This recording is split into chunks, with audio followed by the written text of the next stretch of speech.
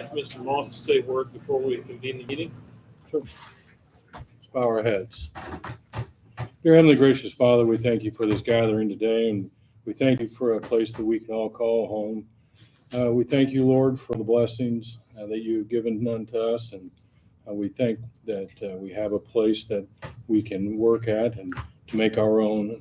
We pray, Lord, that you give us the wisdom and the courage to be able to move Attica forward, and we pray that you give all of our maintenance crews and firefighters and police crews their safety in the course of their duties. And in your name we pray, amen. Amen.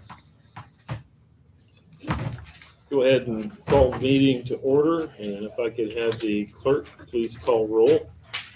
Mayor Grant, Present. Mrs. Cunningham, Mr. Moss, Present. Mr. Pointer, Present. Mr. Smith, Present. Ms. Davis, Present. Attorney Garce. Present. Doesn't look like we have any junior council members tonight, although we have a former one sitting out there. Has everybody had a chance to look at the minutes from our previous meeting? That would be July 13th. I'd like to make a motion to approve the minutes. Have a motion to approve the minutes from July 13th. Do we have a second? I'll second it.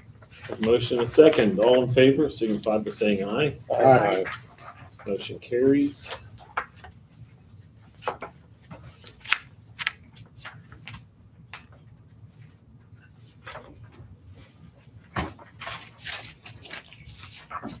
And if it's okay with everybody, I'd like to pause for just a moment. We have a non-agenda item here. We're able to have our newest police officer with us here tonight, and it's Nathaniel or Nate Hennessy. And we'd like to swear him in and welcome him to Attica.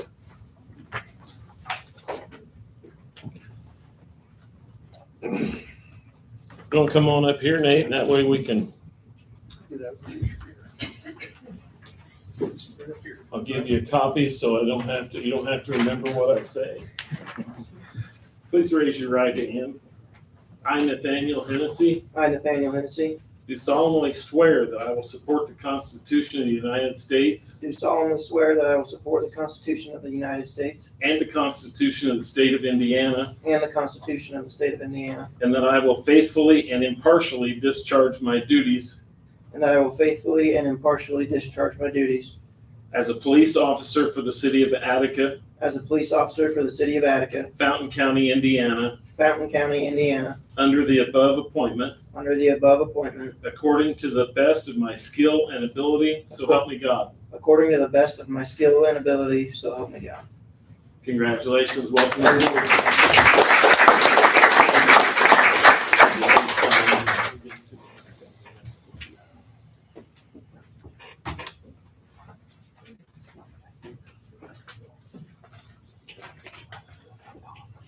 I'm gonna need your signature on one of these too, Nate, if you don't mind.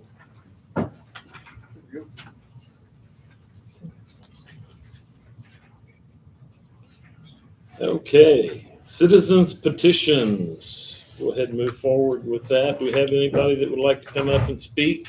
Troy Ralston, Please. 108 South Perry. Please come up to the podium. Thank you. Thank you, Troy. I've got a couple things here. First off, it's about where I park at. It's been going on for quite a while now, and we need to put this to rest. I've been parking there for 39 years. And when they put the new South Perry project in 07, or 09, I'm sorry, I've been parking there for 17 years. That pad was originally supposed to be an island. So at the time, Mayor Swift was the mayor. He was out there one day and the contractor was out there. And I said, what would it take, or is it possible to have that island made into a pad where I could park at? Because over years, we've had two vehicles that hit on Perry Street. So they got talking and he said, absolutely sure. The only thing is I'd have to pay for it. So I think it was around $1,000 back then, give or take. So had it done. I said, now, before I do this now, is it legal for me to park there? And he said, yes, you can, absolutely. So it was a done deal back then. All of a sudden now, it's an issue with my neighbor of 1006 South Perry. So all being said, that pad has been there for, well, 17 years now with no issues. Now all of a sudden, it's an issue. And I don't understand why. With that being said, like I said, when we parked on Perry Street over the years, 2 vehicles been hit. So the idea was to get off of Perry Street. And then I've got probably what you've got right here saying that it was okay to park there. And even the mayor said that back then. Mayor Smith said it was. Because if it wasn't, then I'm not going to put the money down to have that pad poured to park there. So with that being said, I don't see what the problem is. I don't understand it. All of a sudden. I have on the agenda tonight to review our parking ordinance, and I do have a copy of that I've distributed to the council. We'll be talking about that a little bit later Okay. in the meeting. I think that our parking ordinance leaves a lot to the imagination. Mm-hmm. And we need to clarify some things and make sure that it's very clear to everybody concerned, including our police officers and citizens. So Sure. we'll be moving forward with that as we go out, whether the rest of the council has any comments or not, but that's kind of where we're at with it right now. Okay, because my concern is, if you go with this right here, you need to get the people's parking in their yards on Perry Street, in their front yard. There's 2 people on Perry Street that park in their front yard. I'm not even parking, I'm parking on a pad that was okay to do, and you got people parking illegal. And then I've seen people just today coming back, there's people parked on the wrong side of Perry Street, facing the wrong way. But no one's saying anything about that. It's just about where I'm parking right now. And then the second issue is about making Perry one side parking only. That's ridiculous. That street is so big, and this whole week I've been going down through there different times. There's no more than 5 cars at any one time parking on the street on both sides. Time. Well, you gave my neighbor 14 minutes to speak. Now it should be my turn. I'm just doing the timer. It says 3 minutes for citizens petitions. Larry, she got 14 minutes to speak that Well, day. we're gonna be discussing the Perry Street situation here in the parking shortly. It's on the agenda So I can as well. speak then. I So mean, you can speak then when the citizens are allowed to speak on that, because we've invited people Sure. to come here and give their input on that tonight. Great. And we will do that. All right, thank you. Thank you. Anybody else? Yes, please come up, state your name. Jake Mediate here with the downtown market. I need next year's date to be approved for the city road to be closed for next year's date, get it approved and all that. And they give me some copies of the dates. How many you got there, Larry? You got one. I got plenty. Take them all, I'll keep this one.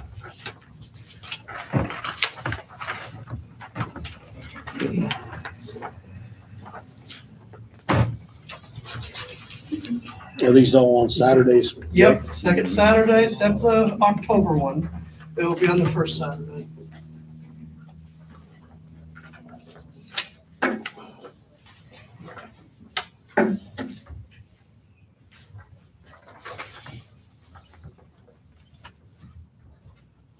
So if everybody's okay with those dates, do we have a motion to accept these dates and allow the street to be closed as it has been this summer? I'll make a motion. I'll second it. Have a motion, a second, all in favor? Aye. Motion carries. Thank you, Thank you very Jake. We much. appreciate everything you do for the market. Yeah. We've enjoyed it so far this year. Any other citizens petitions?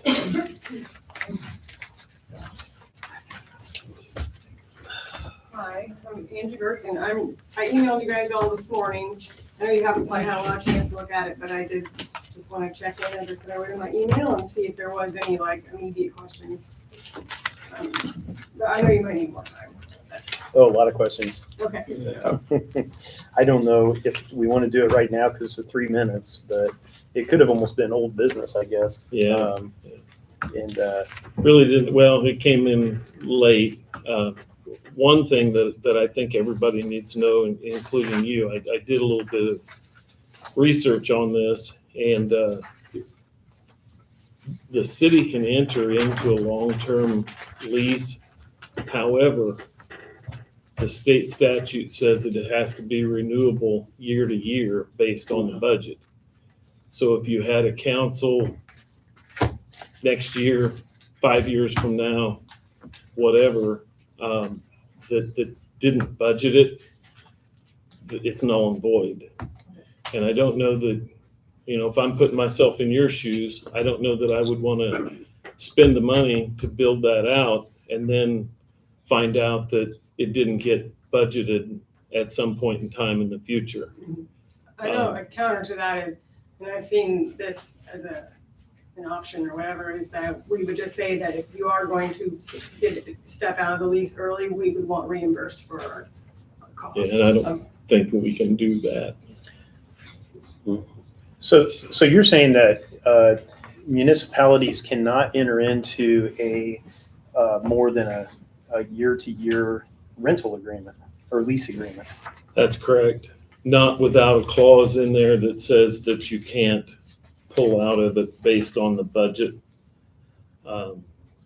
Also, a multi-year lease requires a hearing for that. There's several loopholes that have to be filled to make that happen. Is that something that you guys would be willing to go through the process with, the loopholes and such that? Well, I mean, as long as we had a protection in there, like if you do leave our. And I don't know that we could legally put in, and maybe Judd could answer that. What are the improvements? What are we talking about? You mean like the pipe, like, Yeah, what are you saying if they leave early, they would have to pay for what? well, basically, we're gonna convert that space to, a bay area for the ambulances to come in, so it'll either be 3 doors across the front or 2, however they want that to be done. You'd be adding bedrooms, you'd be changing the ceiling height. Right now, it's got a drop ceiling, so that would all be, the drop would be taken out. The floor would be fixed, we can put some drains in, bathroom, showers installed. So, I mean, there's a lot of renovation that has to happen. I mean, right now, it's just like a show, it used to be a showroom, has some offices in it and some plumbing. So we'd be adding hookups for a washer and dryer. We'd be putting in. So improvements that are gonna be left behind, I don't know that they can vote to compensate you for those if you're keeping the improvements after they're gone. They improve your building. Well, that would be something we would have to, I guess, think about, because we would be doing that in turn, like, that money would, I we'd be understand. calculating that with the impression that we would have the lease money coming in, so like if you leave, then how many years is it gonna take us to find someone else to lease it? I That get kind it. of thing. So we would have to just really think about that. I get it. I mean, that's a And- business decision kind of thing. Okay, but this is talking about, the city of Attica, correct? This isn't talking about Fountain County. And is it? It's a municipality Okay. in general, the way I understand it. Now, I'll qualify this by saying this is AI generated, and it can be flawed. I've seen it flawed before, but I just wanted to bring it to everybody's attention that we can't just say, yes, we're going to enter into a long-term lease. The idea is that you can't encumber future councils to a lease agreement for a long-term like that. And then I even looked into, well, what does the state consider a long-term lease? And basically, it's anything more than a year. A year-to-year lease has to have this final clause in here. And they call that a non-appropriation clause. So if the money doesn't get appropriated, it's null and void. And I wanted to make sure that everybody was aware of this up front, because if you're going to sink money into this building and something happens in the future, you don't want to get caught with those improvements and no lease. It just doesn't make any sense. I mean, only having a 1-year lease for a municipality and going through that same process every year, that just doesn't make any sense to me at all. I mean, and it says right here, 10-year public hearing. I mean, I think that we're talking about a 10+ year lease anyways, and it would require a hearing. And I think that, if we chose to go that It route. would, but you So- still, anything longer than a year, the way I understand it, you still have to have that clause in there. I think at this point it warrants further consideration because Yeah. we do I know don't know that about municipalities do lease buildings For and really long Absolutely, things periods like of that. time. absolutely. So I just think it warrants further investigation to get those actually hammered out before we completely reject the possibility. I'm not saying to reject it. I want everybody to understand, including Yeah. you, because you're the one that's fronting the money for the renovations. And I wouldn't want you to be the guy to say, you know what, sorry, you're out of luck here, we're done. Because a future council decided not to fund it. Yeah, I just I feel don't like know, it does this- warrant We're further gonna wanna investigation. protect I mean, there's gotta be a ourselves way to too, deal with that, though. 'cause I'm not the Chief only Little- person. Right, who's I, ever done this it. is kind of weird for me, so I don't know. Yeah, I think that's Chief why Little it wants to say requires something. Yeah. further looking, because we know that municipalities and government entities do lease spaces often. So, I mean, I don't think that it's something that should completely deter you, but definitely requires more consideration. I agree. I do have some questions actually, and they're more kind of like lead time type things, because I personally want to see something get done. This thing has just been going on and on and on. The current facility's not being fixed timely, and you guys have an option. There's other options as well, but I personally would like to see the council move and work with the county to get a solution somehow, some way, and get it going. So if we elected to go your route, okay, and we said tomorrow, it's like, hey, let's do this, and the numbers work out for us, when could you have the build out finished on this? I mean, I think we would be estimating, like six months. Okay. So you would be talking like, July 1st of next year? Well, that 6 depends. months. Or 6 months? I mean, that would 12. depend Oh, on yeah, after yeah. the negotiation. She's Yeah. saying 6 months after the negotiation would be completed, if it would be complete, if it were to happen. And also, who would be doing the work, the build out work? Are you guys planning on doing it, or would it all be contracted out? I think it would be a mix, depending on the part of it. Okay. So, Because, I appreciate that, and you guys probably have certain skill sets, but since this is an ambulance facility, I really think that if we were to do something, we'd really want to see it ironclad, that this project schedule, and who's doing the work and that kind of thing. So, I mean, at least for me, I think that's a concern. we can come up with that. But yeah, I mean, Wes has a lot of skills as far as renovation and excavation, that kind of thing. Okay. So Larry, I mean, some of it is certain state. doable. I mean, some of it, like the garage door installation, That's that would be kinda like Up in the air. garage door company that come in and do that. Yeah. Okay. But yeah, I mean, we're happy to dig into that more, if this is the direction you want to go. So I want everyone to be comfortable with whatever we do. That's another thing that I've been trying to do a little bit of research on and dig into, because when we were talking here about using the grant money and building a new building at a location here in town, that there were certain specifications that the building had to be built to. It had to be able to sustain 140 mile an hour wind, and the state is very specific on EMS buildings, fire buildings, that sort of thing.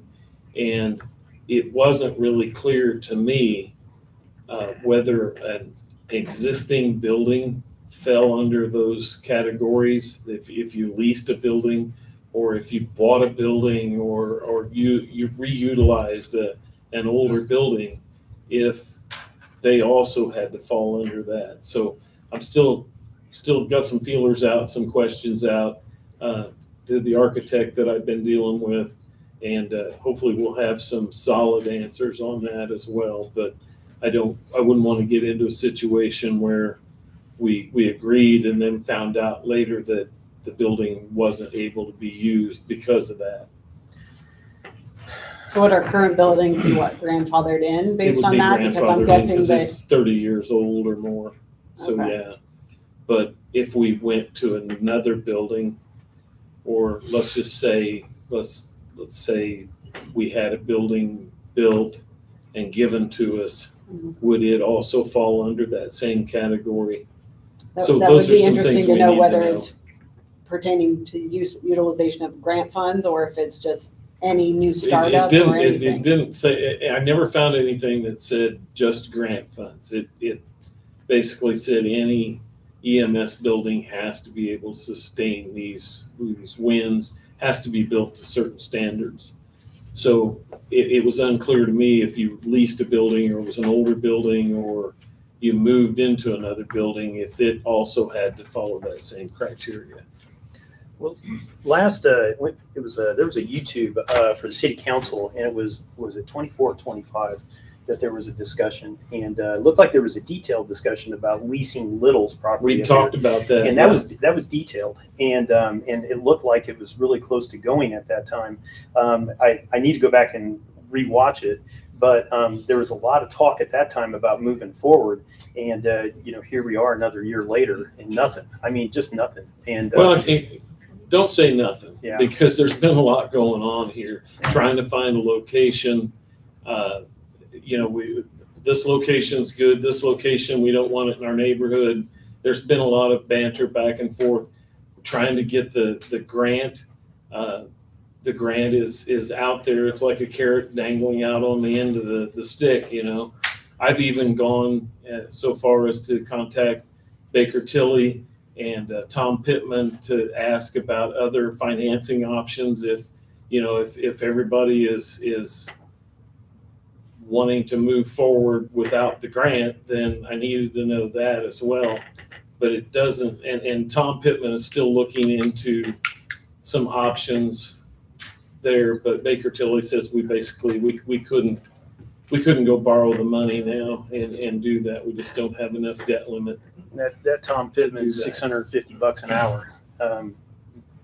Man, Well, My question there would be, based on having further investigated into a lease potentially with Little's a few years ago, did that same question Never not come came up up. back then? No, That the never building was came up. structurally sound to, no, never came up. I mean, because, I think the Garth looked into that pretty extensively Yeah, for a and they few were- years they were at ready to different go. buildings, so Yeah, they so- were ready to go. through all of those, though, there was no question of whether the buildings that he was Never- looking at or looking into. Never came up until we sustain. started talking about building a new building, and then it came up when I got the drawings and the floor plan for So the is it new something building. new? Is it a new regulation or?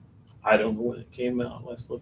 Do you have a copy of it or a document? that Yeah, I states guess something? where did you see it, or did someone just say it to you, or? The architect that is looking at, that gave me the drawings for the new building is the one that told me that it had to be built to specifications. I think maybe Chief Little has a comment on that. Yeah, so a couple things, just so you know. So regarding to the grant, to use the grant on a building, the city must own the building. You can't use it on someone else's building that you don't own, just because then they see it as a waste of taxpayer dollars. And it'd be benefiting them and not the city, and then we turn around and try to get another grant down the road for the same thing, right? So in theory, you cannot get that grant and then use it on that building. Right. So just FYI. And the only reason why I know this is because I literally just went through it. I don't think we were looking at that. Right, I know, I'm just saying. I came up, I think, 2 meetings ago or something like that. So as far as the 100-mile-an-hour winds, that is the new standard for all new buildings regarding to fire EMS, police stations, because they are technically considered safe buildings, safe Like new places. structures though, not renovations of current structures? Well, unless you're adding like a wall, an outer wall, like what we did, right? We had to build the wall the way we did to meet that standard, which ours meets 210 miles an hour. So we actually went over.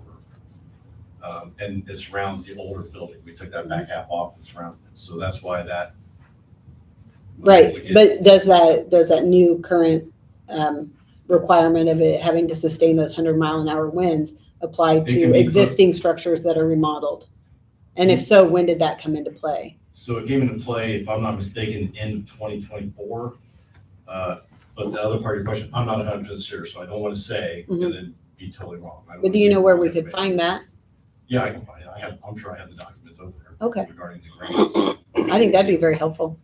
And then the other thing I was gonna mention, and this might benefit them as well and the city, if they would entertain in selling the building to the city, because you can kill 2 birds, 1 stone.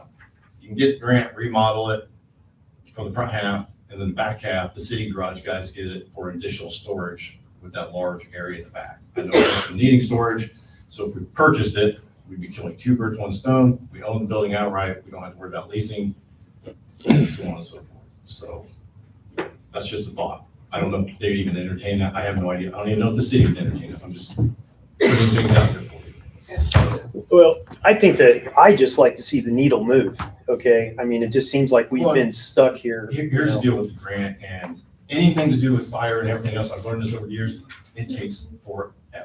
Anything government related, it just takes way too long. There's way too much red tape. I'm sure Judd can tell you. I mean, I've been working on the fire station for over 5 years before it actually happened. So I understand the frustration. Trust me, I 100% do. But just, I mean, so it's just one of those things, unfortunately. I mean, I think. Even if we got the grant now, sorry, not to cut you off. Even if we got the grant now and got the land, it'd still take 2 years before you actually send the building finished. Right. And that's what I'm worried about is maybe that grant gets extended for another 2 years and we get it done in 4 years. But yet, 4 years, It's a long time. it's a long time. Yeah. And I just want to see the needle move. And I don't know.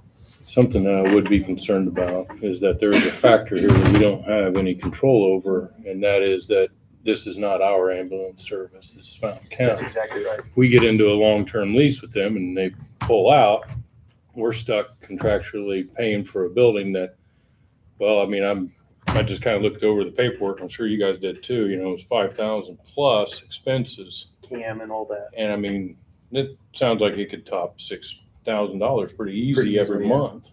I thought she was, that Ms. Burke was bringing this to us because that was how she was instructed to do so from the council, that she Just wanted to to have see a- it presented. Yeah, and it is, Talking- it is. talking Yeah. points, I And think. it is, it's But just, yeah, I definitely Yeah, do not you think this is laid that anything out that really Attica well. should be taking on. yeah. It's just something that is a concern of mine that, we could get locked into a contract and then they could pull the ambulance, the rugs right out from underneath us at any time. Yeah, I'm in complete agreement with you on that. This is not an Attica only issue. Yeah. Right, yeah. I will say, yeah, you guys did a great job putting the information and everything. Mr. Fischerow has a comment. Well, we talked about that. We're in budget session now. Matter of fact, I just left there. And we have two large projects we have to do. One's the highway garage and facility, $8 million. And then we have to do something with 911, which is going to be half that or more. So we can't enter into anything with Attica for a while until we get all that done. We have to do those things. 911, they're in a closet. It's a terrible situation. Yep. And it's like Chief Little said, if we build a new building, it has to be code and for the winds and everything else. So, I was going to compliment Mayor for at least getting in charge and working on the building down there by the railroad track. Appreciate that, but I think we're stuck there for a while. As far as the county goes, I emailed you, I think, and let you know that. So. Thank you. Any other comments to Ms. Burke? Okay, thank you for coming. We appreciate it. I guess one Try to would stay in touch would here. you guys even entertain, the thought of selling the building? to I mean, the I think we city? could entertain it. I don't know what Okay. value you guys would place on it. Okay, I'm just kind of curious, I guess, because it was something that brought up and that is a valid suggestion. There's, like I said, there's a lot of moving parts, and I think Leslie's got a Absolutely. good point that Yeah. we need to know for a fact whether an older renovated building still falls underneath those restrictions or not. Absolutely. I'll try to get that to you guys by next council meeting. Okay. That way you have it. So just bear with me. I'll get it for you. And Thank then you if very you much. guys are concerned about the price, you could come up with a budget you would be happy with, and we could come back and look and see if we could alter our plans for the renovation or something in order to work within what you would be happy with. Maybe it's, you just don't get everything, on the list, but, we still make it Sure. usable. Ms. Berg, Jeff, I hear $8 million, big numbers, right? But we're talking about a monthly lease payment here, and we're talking about them taking on the burden of building out this facility, and it also addresses it immediately. Now, can you talk about that a little bit? we're still, like I said, we're still in amongst the budget. Any long-term plans with the lease that with the city, I just had the sense, Johnny, that's just me, that there wasn't too much movement from the rest of 6 council people that would be interested in doing that with what we are facing right now, so. Well, but we also haven't really gotten far enough along to even talk to y'all, right? It's great to have you here, by the way. Good point, but, and I'm not gonna say we poo-poo it, but, because I see the need, and so does the council, but we have priorities, and that's where we're at with those things. I was in the middle of the little thing too, and we were close there, but we just didn't pull the trigger with the both entities, council and your council, so, that, you know, and keep open-minded. Yeah, now also, I think that we were talking about kind of like a sharing agreement too, where, you know, so, you know, we're not asking the county to pay for everything as well, so, okay. All right, so we need to do some more work. Yeah. Sounds like. Yeah. So. Okay. Thank you. Thank you. Okay, are there any other citizens petitions before we move on? Okay, oh, we got one. Please come forward. I'm Deborah Hassani. I live at 1006 South Perry, and I'm responding to Mr. Nelson's complaint that I'm complaining. I have not one car, not 2 cars, but 3 cars that I have to see around.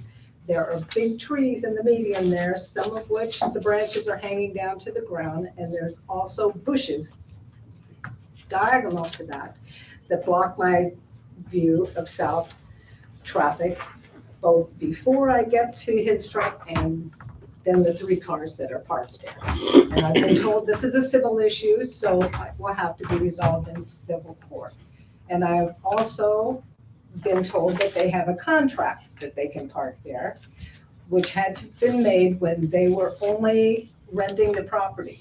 So I need a copy of that contract before I go to civil court to see who exactly signed off on that. If the owners of the houses at that time signed off on it, then I guess it's okay. But if it's not, someone renting a property cannot permanently remove something or add something, I would not think. That's it. Well, can we, thank you for coming, Ms. Hassani. And I believe that you came last council meeting and you actually requested a response, if I looked at those minutes. And I guess since she's up here, can we get that response Our from the police mayor? department did visit the site, and I believe that the vehicle was moved based on their visit. Don't have a lot more information than that. You know, again, one of the reasons that the parking ordinance is on our agenda for tonight is because it's written very unclearly, and it can be interpreted many ways. And I'm not going to be the guy to sit and try to interpret it. I think the council needs to look at the ordinance and be very specific about how cars are parked between the sidewalk and the curb, or the road and the sidewalk, on the grass, not on the grass. Yeah. There's a lot of questions there. I'm referring to citizens petitions from the minutes. It says here, Debbie Hassani of 106 South Perry Street stated that Denise Rouchin used her position at a zoning committee meeting to her advantage regarding a fence that Debbie had been approved to install. She would like Ms. Rouchin to be removed from all committees that she currently sits on. You had mentioned at that time you were going to take it under advisement. So I took it under advisement and I didn't do it. I have dealt with the situation with Ms. Rouchin, and I'm not going to go any further publicly than that, but I have dealt with the situation, and I don't think it needs to go any further. okay, well, I've got Thank you. something. Can I ask, Deb, 3 minutes. what is your complaint with the parking situation? Is it visibility or is Because it I can't see. Visibility. Safety The issue. visibility coming from the south, all the traffic that comes from there, okay? both from the bushes, the trees, and 3 cars. Okay, so it's the visibility, Yeah, I see. But until there is a law that's broken or an ordinance that's broken, our police department's hands are tied. And I've told Ms. Hassani repeatedly that I can't just bang my fist on the table and say, go tow those cars or go tow those trucks unless they're breaking an ordinance or a law. And that's why I'm asking this council to make sure that our ordinance is very, very clear, so they have clear direction on what they need to do and what they can and can't do. Well, I'm going to go ahead and submit this to you, Mayor, if you could pass that down. That's a notarized letter, and it's a cease and desist order that was. We're not going to get into Yeah, that. and I'm We're- giving it to we you are for not- your record. That's fine, but That's we're for not your going to record. get into that tonight. Do you have anything else? Your time's up. Just that I need a copy of the contract that the police officer said that there was. I That's don't what she know of told any me. contract, but I will certainly look and see if I can find something. Okay. Thank you. Okay. Anybody else? Gone. Department heads, Mr. Swank is taking a well-deserved vacation day today and tomorrow, so he's out. We have Mr. Little here tonight for the fire department. Just working on the budget session, parts for the city to submit on behalf of the fire territory, so I'll be having that, the clerks probably for the next week or so. The other thing, and I'll address it once we get into it, but I do have some comments later on down about some parking. It's not just some areas, there's some other roads that need to be addressed as well. So once we get into that, that's when I'll get into that. I won't do it right now, so that's, other than that, that's all I have for you guys right now. I'm sorry, Kyle Askren is here tonight for the police department. Did you have anything, Kyle, to speak about? We have some personnel. We've lost Zane Dillon to Covington. We gained Nate Hennessy from Covington, kind of made a switch with them for that. Nate's a very good officer. They saw him just this morning. Officer Hill's going to graduate from the academy, I believe, on about the 20th of this month, and he'll be back to do some. He'll be in FTO for probably 3 to 4 months is my guess, and then he'll be released to work the road by himself. The other thing I had was I've gotten several complaints about the speed limit and traffic on McDonald Street. And kind of wanted to just put a bug in your ear about thinking about maybe lowering the speed limit on McDonald Street to 20. 30 is what, it's not listed, it's not posted, so an urban street would be 30 miles per hour, as far as I know, unless there's something else somewhere that I'm not aware of. Maybe all the way to Lithia Street, you think, or all the way to the highway, or what do you think? And we're getting ready to pave that too. So make it worse. So my thought is, and obviously it's going to have to be done this meeting, but just something to be thinking about, or if you guys wanted to move forward with it, I think dropping the speed limit to 20 would be a good idea due to the fact that the amount of traffic and even cars that are going 27 miles an hour on our street, like they're flying because there's cars parked there, and cables to step out, all the obvious reasons. The school's out there now. We have the elementary school out there now. Yep, I see it all the time. Yeah. Didn't we discuss, Mr. Bars, didn't we discuss dropping the speed limit to 20 at one time, and you cited? There's a limit to how low you can go, and you can only drop it from whatever the state would have the speed limit be. You can drop it like 5 miles an hour unless it's a school zone, and then I want to say in a school zone it may drop to 20. You may be able to drop to 20. I can't remember precisely. I remember we discussed this at a council meeting some time ago, and that came up. Yeah. Because we talked about, well, we could drop it to 22 or something like that and still be illegal. I don't see how 20 would be an issue when the streets that I drive and all the surrounding towns have 20-mile-an-hour speed limits. Covington does, Stone Bluff does, Lot does. One of them has It 21 just miles depends an on hour. which street you're talking about. That's We all. have They're city streets. I don't know if they're near schools. I don't know enough about Yeah. particular experience was. And I'm not against doing it. No, Don't get I'm me not. wrong. I I just mean, want to stay within Portland the Arch, law. for example, again, 20 miles an Portland hour. Arch, that's county. But can we do 5 and then 5, like, so? dropped at 5, and then it continued to be a problem because we dropped at 5 again. Yeah, so maybe they've used some sort of remedy in that regard in order to get it down to 20, but there are definitely several examples around our neighboring communities where it's Most 20. of those are in the county. The ones you cited, they don't have a city council or town council, and those are county. Yeah, Covington definitely is not. Covington's not. And Is it Covington has a majority of It's their not city posted, streets so I as would assume 20. it's 30, unless there's something in our ordinance from before that has not been Oh, look. posted or. Okay, Oh, look, great. in between what street to what? Sycamore. Sycamore to Lithia, probably. Yeah, Lithia would be that's the first stop sign's Lithia. I'd probably go at least until it shifts. Or, Like yeah, that. or would you go clear down to, I would do Jackson Yeah. to Sycamore. That's what I would say. If you're gonna do it, just do it. That's all of it. I yeah, would do the Yeah. whole length. If you're gonna do it, just do the whole length. Yeah, Yeah. that's my thought. Especially with those two intersections where you have the large humps. Mm-hmm. Just Yeah. so they should- Yeah. I have a question for Mr. Askren. Do you have any updates on the police chief? I mean, we haven't seen him for quite a while, so I just didn't know. I don't have any updates. he's on vacation right now. He'll be back the 17th. All you had to do was ask. It's like, so it's been 3 months, or how long's he been on vacation? He's been working nights at times because we've had officers off. He reports to me. I know we talked about that before. Thank you. Anything else? What's your point, by the way? People are asking where he's at. I have citizens asking me. I'll So bet you do. I do. Okay, let's move on. Mrs. Broadwater. Just want to let everybody know, everybody that lives in Attica is probably already aware, we switched softwares that encompassed our utility billing, our financials, and our payroll. Everybody should have gotten nice, new, pretty bills.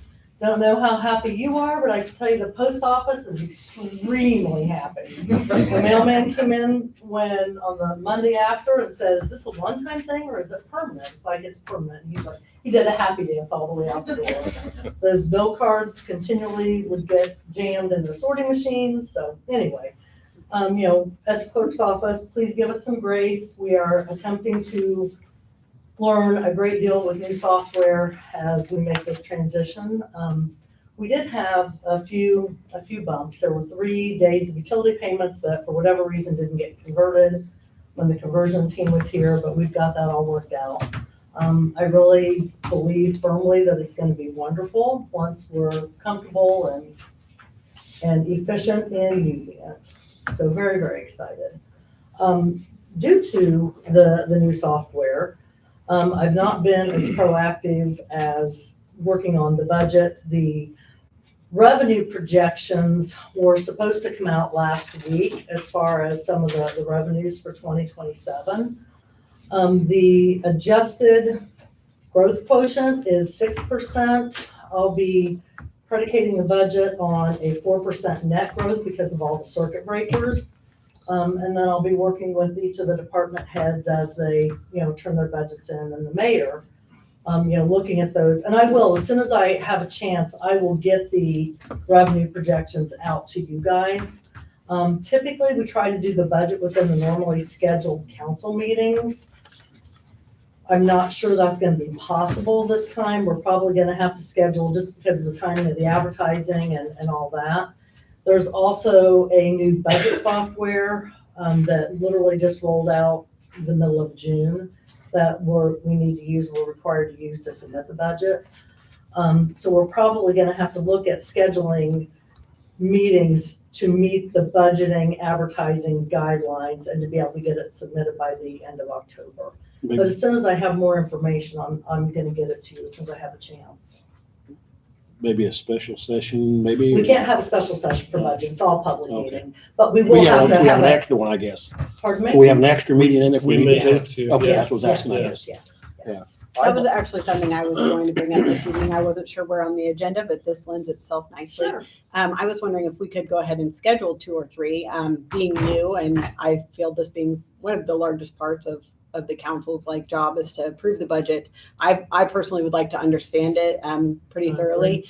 I thought I'd heard at some point that you, in the past had kind of like education or budget meetings with the Actually, council. Are you And- interested in that? Because Very I much can so. reach out to Baker Tilly Municipal Advisors and have them come do an educational. You actually, well, you weren't on the council at the time. No, There was a huge budgeting, 4.5 hour budgeting training. Yeah, I would like to also, the mayor expressed interest last month in scheduling some education sessions, which I gave him my availability. And thank you. You're Yeah. one When of it the comes only to the ones that did. education of knowing, so you'll always see me first in line. So Actually, I think really- that if we could get some hearings maybe, or some Well, open I don't budget think we need hearings to get scheduled. meetings set up right now, the public meetings set up. Okay. I'm scheduling with Baker Tilly right now Mhm. to literally check their availability to do that. Oh, So yes, as soon and if as you I- could include me in that, That'd be great. I will make myself No, as soon available. as I know their availability, I'll send it out to everybody. Okay. 'Cause that's the plan. I had spoken with them earlier in the year, said we've got a lot of new council members. Beth will be coming on wherever Beth is at the end of the year. I think it'd be great for her to be involved. Yeah. But literally, I was just talking with Larry Grant about I that, agree. about getting an Or appointment something. set up with Ross so that we can have this conversation and get these scheduled. I think that'd be great. Until I see his availability though, I'm Sure. not in a position to be able to schedule something with you because obviously if he's doing the training, then he needs to be able to be here. So does the budget have to be approved by which month meeting? It has to be submitted to the state by October 31st. Okay, so we would do the approval in the October meeting? Possibly. I mean, we Or a could do it special meeting? outside. Yeah, Okay. yes. There's advertising requirements. It has to be advertised. You have to wait at least 10 days. And there's all these 10-day parameters, within that time frame. So we've got to get the meeting scheduled so that it can be approved and submitted timely by the end of October. Okay. Do we want to try to get a couple of dates? No, she No, said I she don't think know. she She don't just have. addressed that. she don't Well, have that's for the schedule. training though, right? That's No, for I think- training. No, that's for every Yeah. year. Oh, it is, okay. Is that it? Yep. Okay. Okay, we'll go ahead and move on. Is there anybody here from WECA tonight to speak? I didn't see anybody come in, so we'll go ahead and move on. Attica Park Board. We've got several things on here tonight. I know Mr. Mattern is here, and I don't see Michelle Stuckey. She was going to talk about the kayak rental situation, but maybe Jerry can. So I'll present these Thank you, sir. documents if we can make that a matter of minutes and then hand it out later, Absolutely. because they're not essential to be looked at right now, but as a backup. So basically, I just want to let them know that the board officially approved our support for the feasibility study for Wabash Riverfront Management. And this is, of course, within the outlines of the law governing the park and recreation.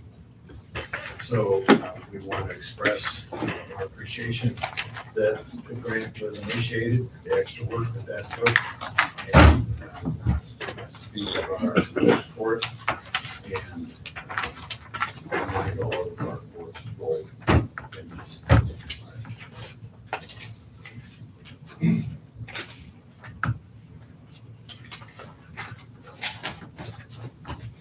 Three piles there. Oh, my.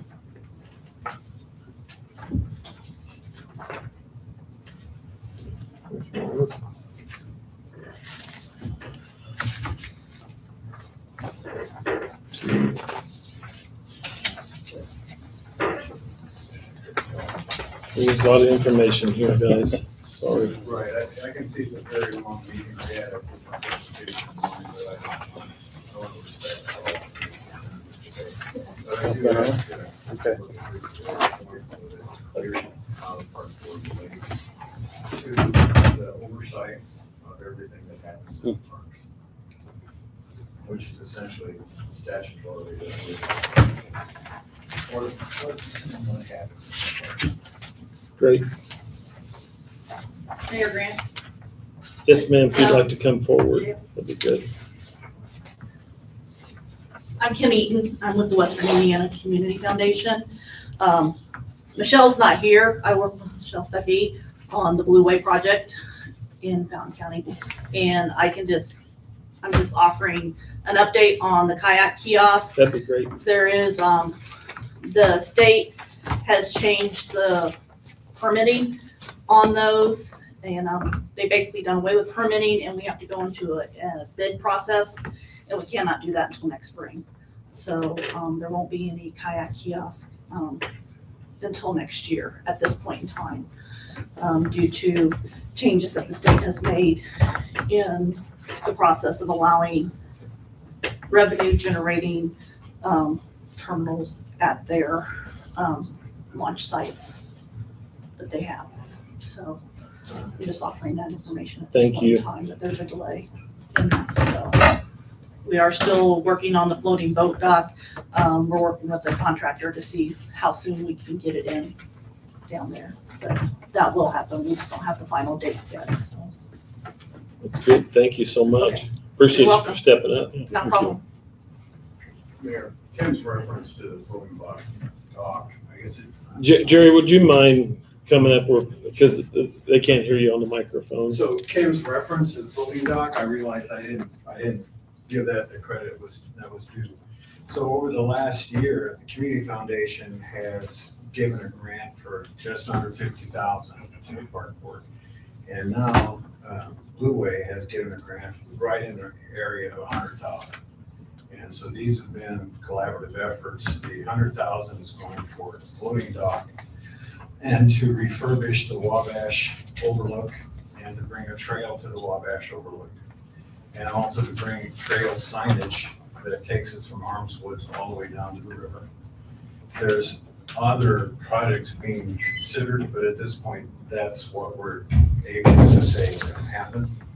Additionally, with the Community Foundation, they agreed to an ADA improvement and to a comfort for like a pavilion and so on for the playset that the city bought for $150,000 yet this year. So these are substantial donations and we're very appreciative of them. I also want to thank the many, many folks that have contributed in this past summer to this park program, summer program. There have been organizations that include churches and service organizations and individual donors and businesses who have contributed so that all the kids in the park program had breakfast and lunch, and some families had take-home packages. So this was all because of people who have been willing to come. We thank them as well. Absolutely. Thank you. Mayor, on Weegat, real quick, on Weegat. Would you mind coming up? I hate to ask, but people can hear you at home that way. Well, they might not want to hear me, but Kim asked if Judge had worked on the extension for the contract. I have the copies of the contracts. I know I have it. Brian Kraft and I were to get together and discuss that. Brian, okay, all right, that was a question she had, she was texting me. I've got that. Good deal, thanks. Okay. We'll go ahead and move on. Mr. Smith provided some information this evening regarding the DNR grant that Jerry talked about for the engineering feasibility study. So if you'd like to. Well, I'm going to keep it short and sweet because there's a lot of information there for everybody to read. I've provided with Mr. Mattern and Mr. French copies of this, as well as the council members. The first page, I'll just go over the documents here. The first page is actually the original letter that we received, the award letter for the $40,000. And then the second is actually the original application, so that you guys had some background or history that was actually filled out. There were a couple of different meetings that took place with DNR also to convince them to, give us the contract. But that was the initial document that was submitted. And then the next one is the grant agreement. And it's actually 13 pages worth. And I'm not going to talk about that right now. I just want everybody to go on and read it because this will be the first of many grants that hopefully we'll have with Indiana DNR. And we will need to eventually go on to a DocuSign document and agree to the terms of the grant. But there's just too much to talk about in one night here. So that's there for the council to review and the Parks Board. And then also, Nathan gave me a copy of Nathan Thomas is our contact, and he gave me a scope of services for the engineering feasibility study. And again, this is a 4 or 5 page deal, but we have a meeting set. I have a meeting set up with him, but I'm hoping that there'll be a few others to join. And we're going to talk about what we really want the scope of the engineering feasibility to cover. So we've got a little wiggle room to do some different things here. And again, everybody just needs to kind of go through and read these documents, and then we can continue to talk about what Attica, wants to obtain with this feasibility study. The appointment, we have a Thursday appointment this week at 9:30 at the riverfront to talk to Mr. Thomas. So really, I don't need any input right now. Well, when input's open or wanted, but there's a lot to read, and so just I'm open to talking to everybody about it. And I was hoping that we would actually have another council meeting to talk about budgets, and we could probably talk a little bit more about this. But I think it could also wait until the next council meeting after we meet with him. Did you give me a copy of that, Johnny, for the public record? No, I didn't. Can I please have that copy? You can, I can give them one. got This one is here my for copy. Kaylee too. You can have Kaylee's copy here. Yeah, Kaylee's got one here. It was presented in meetings. I We'll need a just copy steal of that. for future reference. Thank you. Is that it? Yep, that's all I got to talk about there. Okay. Do you have anybody from the library? Thank you. Sorry, I have stuff for you guys too, so it seems like you guys have a lot of stuff tonight. But I have everyone's name on it, so if you just take one, there's even one for the lawyer. Thank There's one for you. Kaylee, can you make sure she gets her copy Yes. too? Okay, great. Okay, so my name is Brittany Hayes, I'm the director of the Attica Public Library. I've been doing library budgets since 2013, and I've never not had our library board approve our budget.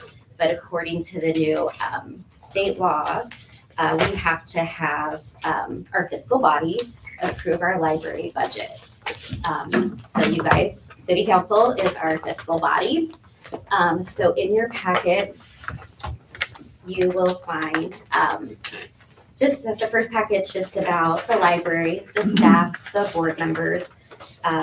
We have stuff about our programs, library history, who we serve, our library services, and then it will go into detail more about the new law as to why you need to approve our budget. So every year we go for the full maximum growth quotient, which is 6%. So that's why you guys are required to approve our budget. And then you've also, my contact information is on there too. If you have any questions, concerns, anything like that, I want to be as transparent as possible and keep an open line of communication with all of you. You will also find in there our budget estimate. I'm required to give you this by September 1st, so you have it now. And then also just a draft of what you will be approving and signing as well. We will have to come back in September for a public hearing, which I've already put in Gateway. And then we'll have our October adoption, which is also I put in Gateway at your 2 meetings. So that's it. Yeah, so lots to look at. So yeah. Sounds like you're on it though. Yeah. Could we get a copy of last year's budget? I can, yeah. Okay. So we can compare. Of course, yeah. Yeah, okay. All right, any questions, anything else? Good? Thank you, Okay, Brittany. so can I be on the agenda at the library for? Yes, I will make sure it's September on for the there. public hearing and then October for our adoption. Absolutely. Perfect, thank you. Thank you. Thank you.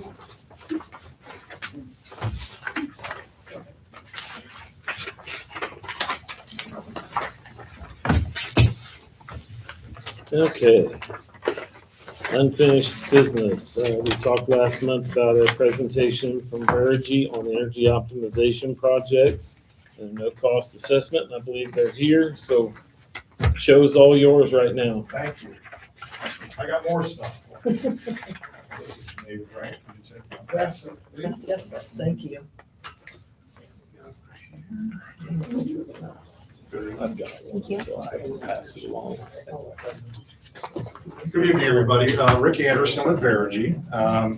Met with Mayor Grant a few months 6 ago. weeks ago. 6 weeks ago, right? Yeah, had a nice conversation about some opportunities. So, and he thought that, I think he brought it up to you all at your last meeting and you had some interest. So, and Judd knows us. We're working on a project at Warren County right now. Going through a similar assessment with them as well. So, real quick, so I'll start with the utility situation. The utility situation in Indiana is not great. We are a regulated utility state. So what that means is we only have one choice of who to buy our power from. Unfortunately, if you pay a bill at work or if you pay a bill at home, you know that rates have gone up a lot. 66% over the past 10 years, and lately it's been more like 15, 18, 20%. Our illustrious governor thinks that he can put somebody on the IORC and it's going to really change things. It's not, because these are public companies and what they care about is stock prices. So that's just going to keep changing until we get deregulated. And Indiana is probably going to be one of the last states to deregulate because of the electric power plants in our state. We're like 5th in electric power plants in the country. So that's not going to change anytime soon. What we try to do with our programs is really cut your utility and operational costs. So the first page that I gave you kind of shows you what we look at in your buildings. We're looking at anything like lighting, HVAC, building envelope, windows, doors, insulation. We do a lot of solar. So one of the conversations I had with the mayor, we do a lot of wastewater, solar wastewater plants. Lafayette, we're just finishing up a project, but we're doing them for Brazil, Wabash, South Bend. So that's probably, if I ranked your utility costs, probably 75 or 80% of your total spend in your city is on the wastewater plant. So if I can offset potentially 25 to 50% of that bill, that's a pretty significant hit to the city's budget. So the second page that I gave you talks about the Inflation Reduction Act. I don't know if you guys have heard about this or not. It was passed back in 22.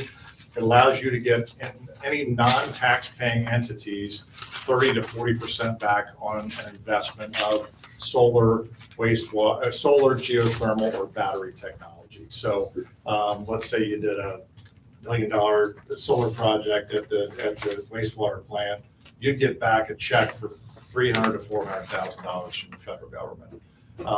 That's going to be going away. We're kind of at the 11th hour with the solar piece of this thing.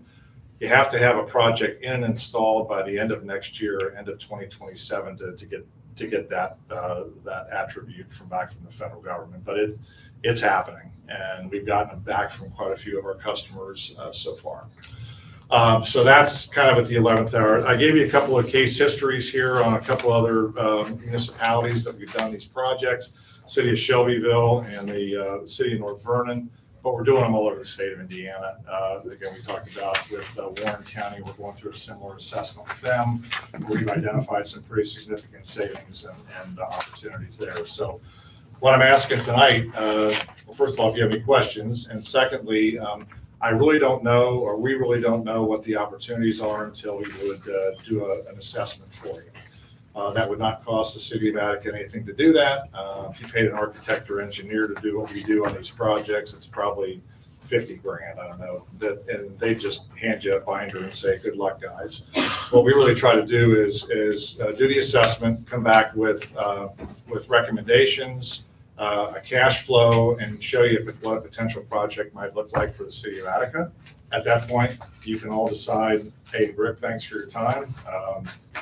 We're not going to do it, or we'd love to look at something. So, but anyway, all I really need from you guys tonight is a motion to do the assessment, and we can get started. I'd send some information to your clerk treasurer, letter of authorization. There's a matrix for account numbers for the utility company. The assessment takes about 6 to 8 weeks to get back. So Mr. Anderson, you say you have 70-plus engineers in-house. What's the mix? It mix as far The as. mix of, disciplines or whatever? That's, I wish I knew the mix, but we got a lot of mechanical, a lot of electrical.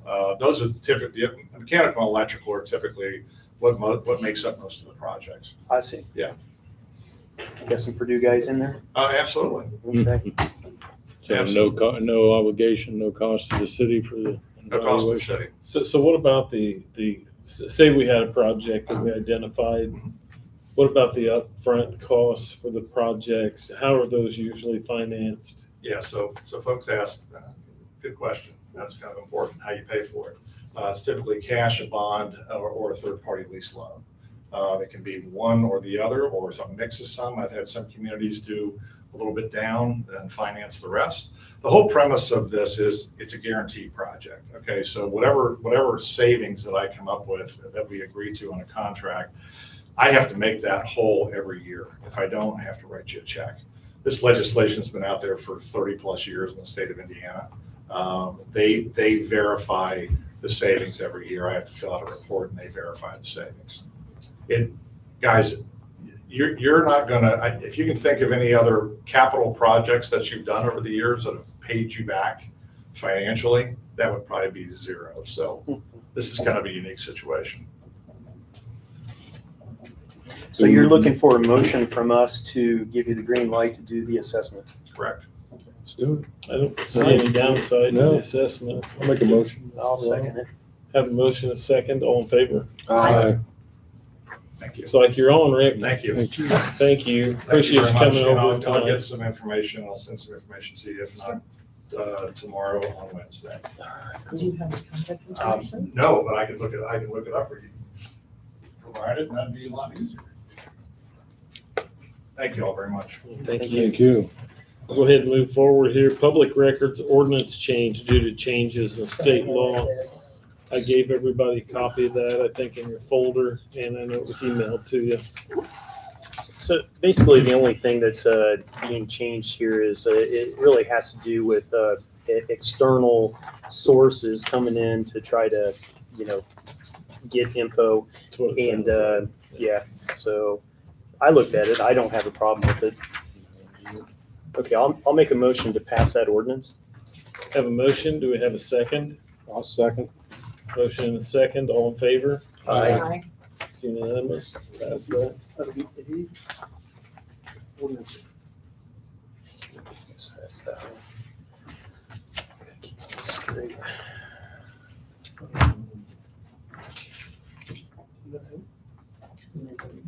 And pass that down for Johnny.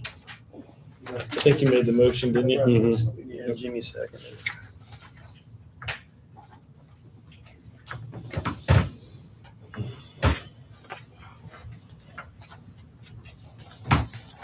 Okay, there's that.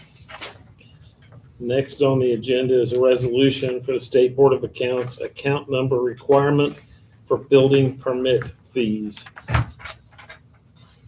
And I think everybody should have a copy of that resolution as well.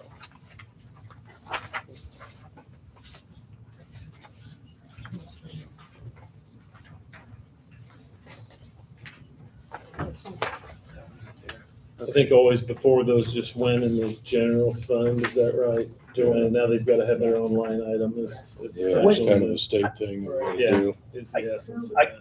I guess when I looked at it, the question I said, why are we doing this? So it's a state mandate? Oh, yeah. Okay. Yeah. And I thought in number 2, when I was reading it, it said, A, the construction of reconstruction. And I was like, what's that, Or construction. Instead of, it's or. Oh, okay, that makes a big difference there. Okay, Yeah, okay. sounds like a typo. At least I'm not the only one that did that tonight. And so the state is actually mandating that any money that's actually generated from fees, all the different inspections and permits and all that, it has to get deposited into its own account then, Sounds basically. like, yeah. Okay. And there's all Instead of kinds of general fund. reporting requirements that are now assigned to the building commissioner to report to the state. It's Oh, I onerous. see. It'll be a load. Okay. And since that doesn't revert back to the general fund, does it just continue to accumulate, or how does that work? It gets, you can spend it. I mean, the city council can spend it. It just doesn't roll back into the general fund. Probably just a way for them to keep track of that specific income. Okay. So like you wouldn't, if you had something left over in there, you wouldn't move it to rainy day. You gotta leave it for building purposes in the building fund. Okay. I don't know if it could be used for salaries, for instance. Yeah, That would be right. my thought. Some fraction of it could be. State mandated, it is what it is, isn't it? Who seconded 2026 810A? I did. Jimmy. Okay, thank you. So I'll make a motion to pass resolution. Well, I had a question here, and Okay. it's probably like not directly correlated, but it made me think of it. Was there, at some point, there was an inspection fee that was required for rental properties, correct? So would that be included in these? I'd have to look. I'm not sure if That's a good that's question. the same. It says thing. inspection fees right here. But It of does say rental inspection. properties, is But the specifically. inspections, I think this is talking about is when the building commissioner goes out to confirm that it's like complying with the building code. And I don't know that that's the point of the residential inspection. So- I'd have to look. So it's So not, the other thing that comes up with that rental inspection is, it was my understanding that that was passed several years ago, that be a thing. I can't seem to find it in our city codes or ordinances. So that's what, because the was it ones recorded? online haven't been updated with the newly passed You should be able ordinances. to find it on the city page under the council meetings, under the ordinances and resolutions. It's there, Okay. but we don't have it on the online version of They, our okay, ordinances so it's yet. not in the searchable Right. format. Okay. Do you know about what year that was? I'm gonna say it was 24. Yeah. Well, I was under the impression that Bill Kraft was on the council at the time, so that would have made it Oh, further no, back than that. No. No? It might have been 23. I get 23. Okay. And I just came across that information when I was trying to find it to try to narrow the scope of years. So you think it was sooner? That's probably think it why I was haven't maybe found 20 it. No, I think it was maybe 23. 23. Okay. And if you go to the city's website and you go to the council page, Mhm. go to 2023, and there's a zip drive of all the ordinances, and you should be able to search That were it. passed there. Okay. And you can do that for 24 as well. but Yeah, would I start just with was unaware 23. that those may be different than the ones that are readily searchable. So, We're trying to get those updated. We're switching companies that do the website. So it will link directly to the file that she's talking about Okay. instead of having a second set of books over here to search and having to update that. So it'll be a lot cleaner going Actually, forward. I can actually elaborate on that. We are getting ready. Larry is working with a company that's going to do an updated app and our website. And what I'm looking at doing is creating a Google Doc so that literally every single thing that is done is on a Google Doc on the website for anybody to see. I mean, that's the goal, but we're waiting until this switch to the new website in order to get that in place. okay.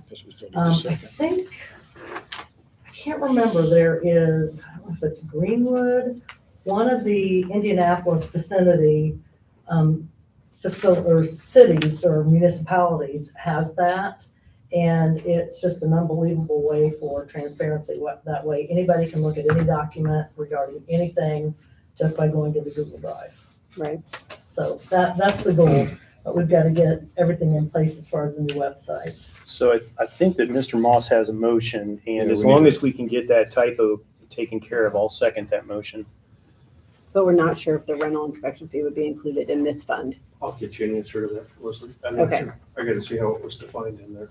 Okay.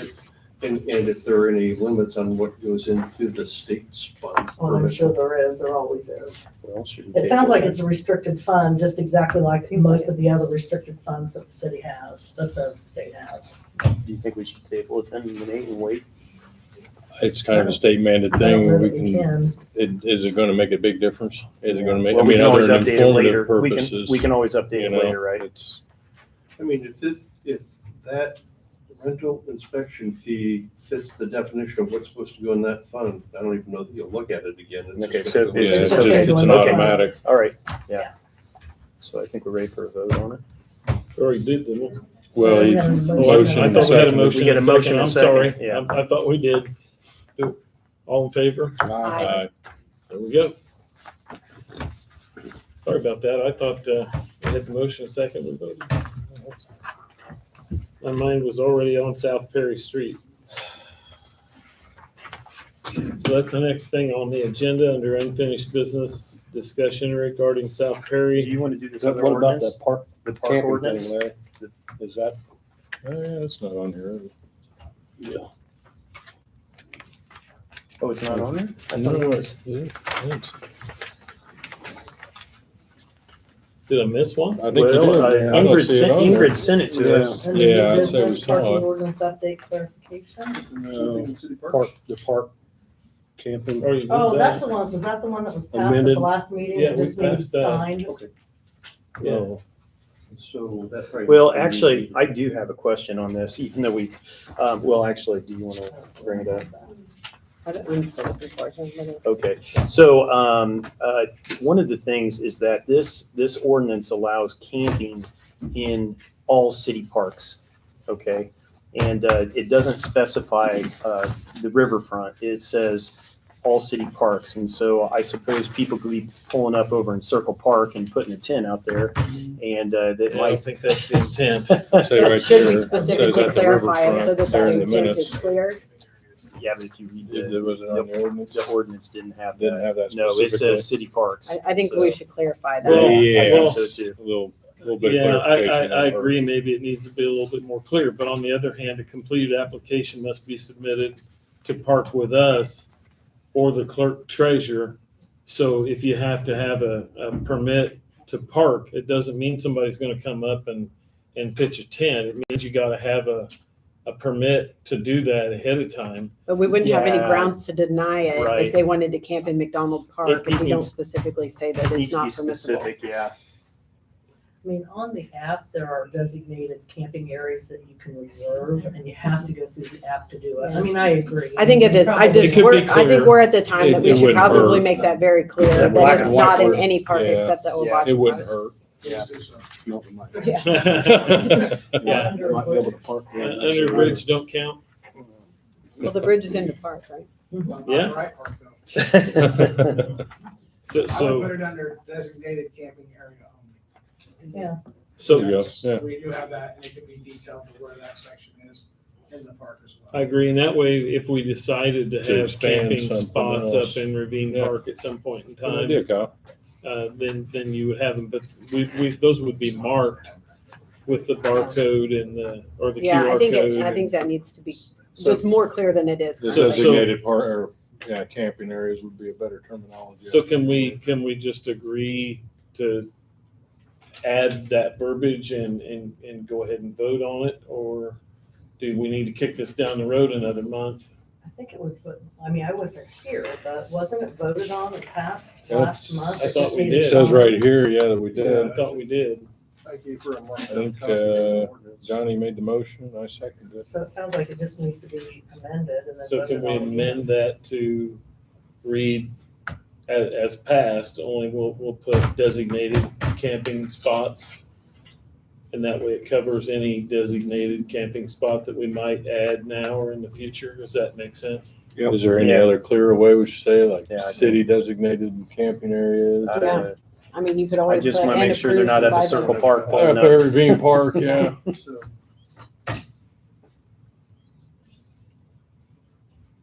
To set up the campsite in designated camping areas? Is that Yeah, because the other park's closed at 10 anyways. prior to setup So of the tough to campsite in Designated camping areas or camping Article talking spots. about you guys in the bathroom issue down here, they were having problems with it over in Covington too. And I ran into a guy over at, Oh, really? we were putting Well, up a war it's memorial. like this in, other ordinance that we're talking about. It's just Yeah, not lovely clear. park there and bathrooms.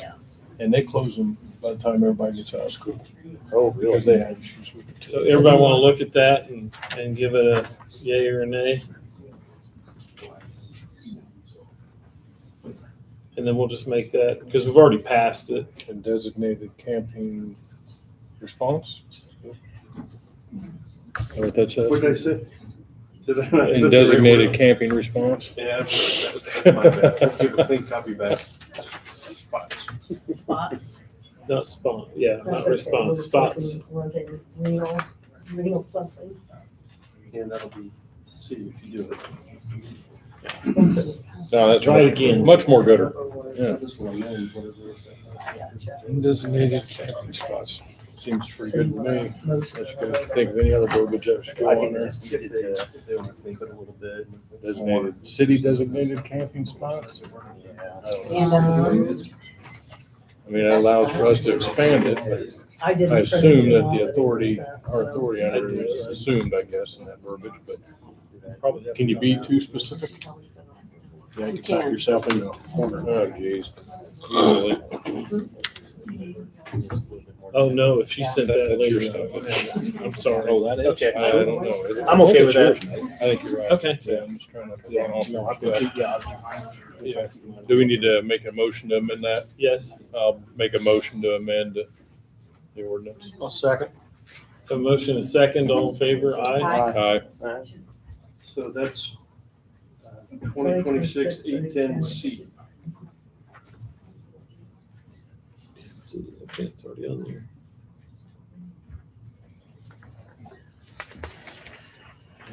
Who made the motion? There it is. Nathan did, and then Jimmy seconded.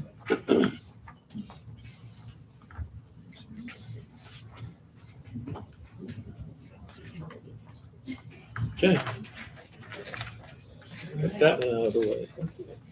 Okay, now, discussion regarding South Perry parking from Jackson Street South. Well, we have another ordinance here, Larry. I'm just saying. I don't have it. This is the resolution for the surplus real estate public sale. No, that was, I'm sorry, that shouldn't have been in your folder. That was what we Well, did. no, it's what Ingrid sent to us. Yeah. So we already passed that and sold it. Oh. I think it's. No, this is the downtown. No, it's Corner downtown. It's parcel a down two, there. Four it's tracks? just a 200. Okay. I saw that and I thought it was the one that we already sold. And I thought, why am I getting this again?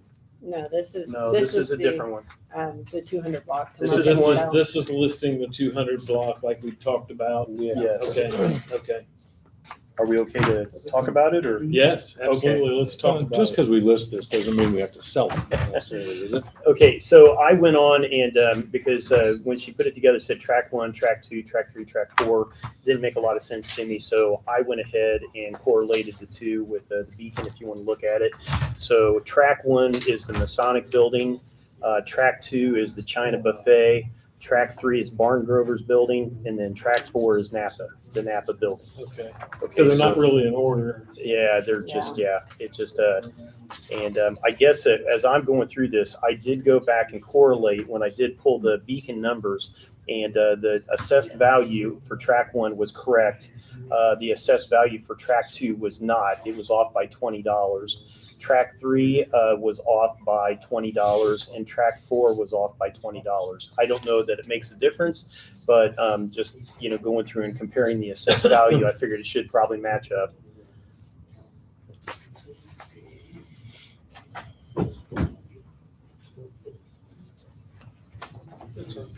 So, I And that's mean, just working on putting it for And that's- sale. we're just kind of doing this for feelers, really, aren't we? I mean, if it comes up something we don't like the idea, we can pull it off murder, right? Well, the problem no, is I think it's gonna sell. that in the, Oh, I imagine it in probably the could. thing, it says that we actually, like, that the approval is not by the city council. So that's something that I'd be interested in having back in there is that, Yeah. again, once the offer to purchase comes in, that the city council approves that. Right. In line 2, Yeah, in line 2, it says here, the following 2 individuals shall determine what the value of the property is, or the properties, and that's Brian Kraft with the Warren Agency and then Larry Grant. Okay, but I think that we should have council approval in there as well. I would like to have at least a say so a little bit. I agree. I think That's that, under 2, Judd.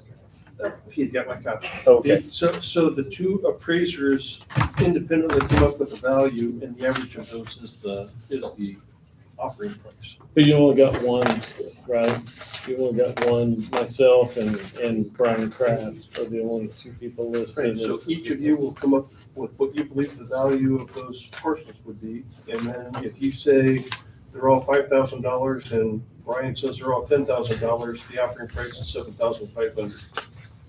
The listing price? The offering price, yeah. The minimum. I So think, that's gotta be at least that. I think the council should also have a say-so in that. Absolutely.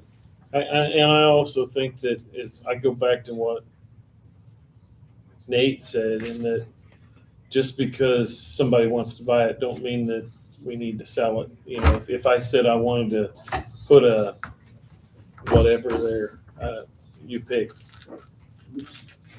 it may not fit what we want downtown. So I think that we need to take proposals. You like whole project proposals, not just offering price Right, proposals? because if I sell it to you and you wanna put, I don't know, you pick a shoe store in there, that may not be what we want in our downtown, right at the gateway to downtown. We may want, But now we're not really talking about offering price, we're talking about more of like covenants for sale, correct? yeah. Which So- isn't what this is. This is That offering doesn't price. sound like, If you wanted to add that, if you wanted to say that the city reserves the right to reject all bids and we're not going to sell it if we don't sell all four, so you don't have like a hole sitting there undeveloped. Or you could say that it has to be a 2-story retail location with residential above it. You could put all that in there. Does it need to be in there before we can approve it? It would be in there when you put an appraised value on it, because the appraised value is gonna anticipate that use that you restricted it to. So, like, in the town that we represent, they had a vacant lot, it was a residential lot, and in this town, that lot, just looking at the real estate, is probably worth $2,000 max, but they wanted a owner occupied residential house built of a certain value. And so the price was $16,000 when it was appraised, or was the offering price. That didn't get any bids. Then they listed it with a realtor and it sold for 12. But it's just with that condition attached. And if they don't build it within 3 years, it goes back to the town at the purchase price, 12. Apparently with improvements. Well, I think we should sell all the property together. I agree. Right, so Yeah. that's the type of condition. I So we're not ready to approve this thing. No. Not necessarily, but you are ready to start talking about what conditions you want to attach, because it's going to affect it, how it gets appraised. That's, I guess, my I point about that. agree. I think they all need to sell together, and we need to have some kind of scope of what we're looking for, what would be acceptable to go there. So we need to approve this one then to step forward. No, we don't The need to. the do assessed that. values, she just sent me a text, you're correct, you're looking at land values and not assessed values. The assessed values were lifted from the Beacon website and they're accurately reported in that. And that, all that's for, just so you know, is if it's under $15,000 assessed value, different rules apply. That's just to set out that those different rules aren't going to apply here. So the assessed value has nothing to do with this. It's not, that's certainly not going to be its listing price or anything like that. Yeah, okay. I mean, originally, when we started talking about this several years ago, we talked about the preference to have like retail on the bottom and apartments and or offices above, maybe, a 2 to 3 story building there that would fit on those lots. I just think you gotta be really careful what you allow to go in on your main entryway to your downtown. So Johnny, you're saying sale of all 4 to the same buyer or at the same time? To the same buyer, right? Yeah, same buyer, yeah. And then, so if there are other things like what he just said, which is kind of what I would, if you're gonna have like retail below and if there's anything above, then residential above, that's the kind of stuff you would put in here. And then that's a contract. When they bid on it, you've made an offer and they've accepted your offer. If it meets your minimum price, if it doesn't meet your minimum price, you're gonna have to come to terms or you're gonna have to list it with the realtor with those terms. So we really need to table this then. Yeah, we need to make some notes Yes, on it. unless you know what think your about it. conditions are. Yeah, Yeah, no, I haven't thought of do. any conditions. I'm not prepared to talk about. We conditions. need some broad spectrum Yeah. stuff too, because we don't want to scare everybody away with all Right, the. but we do want to get it on the restrictions, market though. you know? Yeah, I'll make a motion to table this. Have a motion to table, we have a second. I'll second it.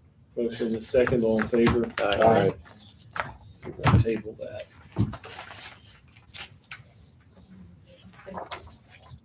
I'm almost afraid to say it.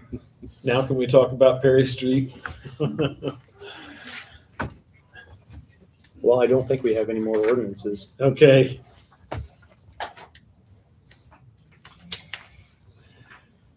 Can I talk about this? Is it time for me to get involved? Sure. So, I wanted to know what. Please, I please thought- state your name. Chris Vandywater. Thank So you, I didn't know Chris. how I wanted to present this, but I want to start by saying how disappointed I am. I'm disappointed in this council. I was under the assumption that you guys are out here for what's best for the community, what's best for people on Perry Street or whatever the case may be. And as I saw this, I can't wrap my head around why this is important. Why are you guys deciding to fix something that isn't broken? You guys want to try and solve something that isn't a problem. If you want to talk about Perry Street specifically, the problem isn't parking. The problem on Perry Street is traffic and speed. And unfortunately, it bothers me that the people on this board don't see that. That's a problem in itself. You guys need to get out and talk to people. Do you guys do surveys? Do you guys do questionnaires? This guy talks like he talks to people in the community. I've never seen before. I'm not throwing that as a shout out, but I've been on Perry Street for 30 years. The people of Attica created the city, and they created a beautiful downtown. And with that downtown, they created a beautiful street in South Perry. And they put a beautiful library on there, a beautiful Catholic church. My wife owns a daycare for 30 years now, and there's a ballpark down the road.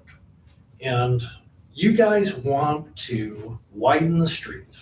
That's what you're doing. You're telling me you want to widen that street even wider than it is. And what do you think is going to happen when you widen that street? The traffic is going to go faster. When I heard him talk about McDonald Street, I laughed. I wasn't laughing at him. I guess I need to be squeakier wheel, because if they're driving 30 miles an hour on McDonald Street, I need to talk more, because they're driving 50 miles an hour on Perry Street. And now you want to widen it even more. So my wife has a daycare. Now they got to park across the street. Now there's some people that could park on the side of the street, come to her house, but that gets full. And now they got to park across the street and play Frogger with traffic that's going 50 miles an hour. This is a street. This is a beautiful street. They planted trees down this road to make this place look presentable. And you guys are ruining it. You guys are ruining it. I wasn't here the last time when you guys decided to put everything with two wheels driving up and down that road. But it's getting bad. And your guys' main goal right now, as a council, the school is diminishing. The school is falling apart. And your guys' goal should be to get people to live here. And you guys are losing houses. Every house you lose to a rental or to Airbnb or to wherever it's going, you're losing 0.4 kids. And this is going to make you lose more kids on that street. People are not going to want to live on that road. I've lived on this road for 30 years. And for the first time ever, I'm thinking about leaving. You guys are not helping yourselves out. Either you're thinking about yourselves or you don't know, you're out of touch with what's going on in this community. It's just a sad thing that I have to come up here and defend Attica. And that's where I'm at right now. I have to defend Attica against the people that should be doing it. So thank you. Thank you, Chris. Anybody else? I'm Missy Vandywater. I have the daycare. And I just want you to take into consideration, like he said, with drop off. I have kids being dropped off literally from 7 a.m. till 5 o'clock at night. They come and go. They're being dropped off before and after preschool. They're dropped off in the dark.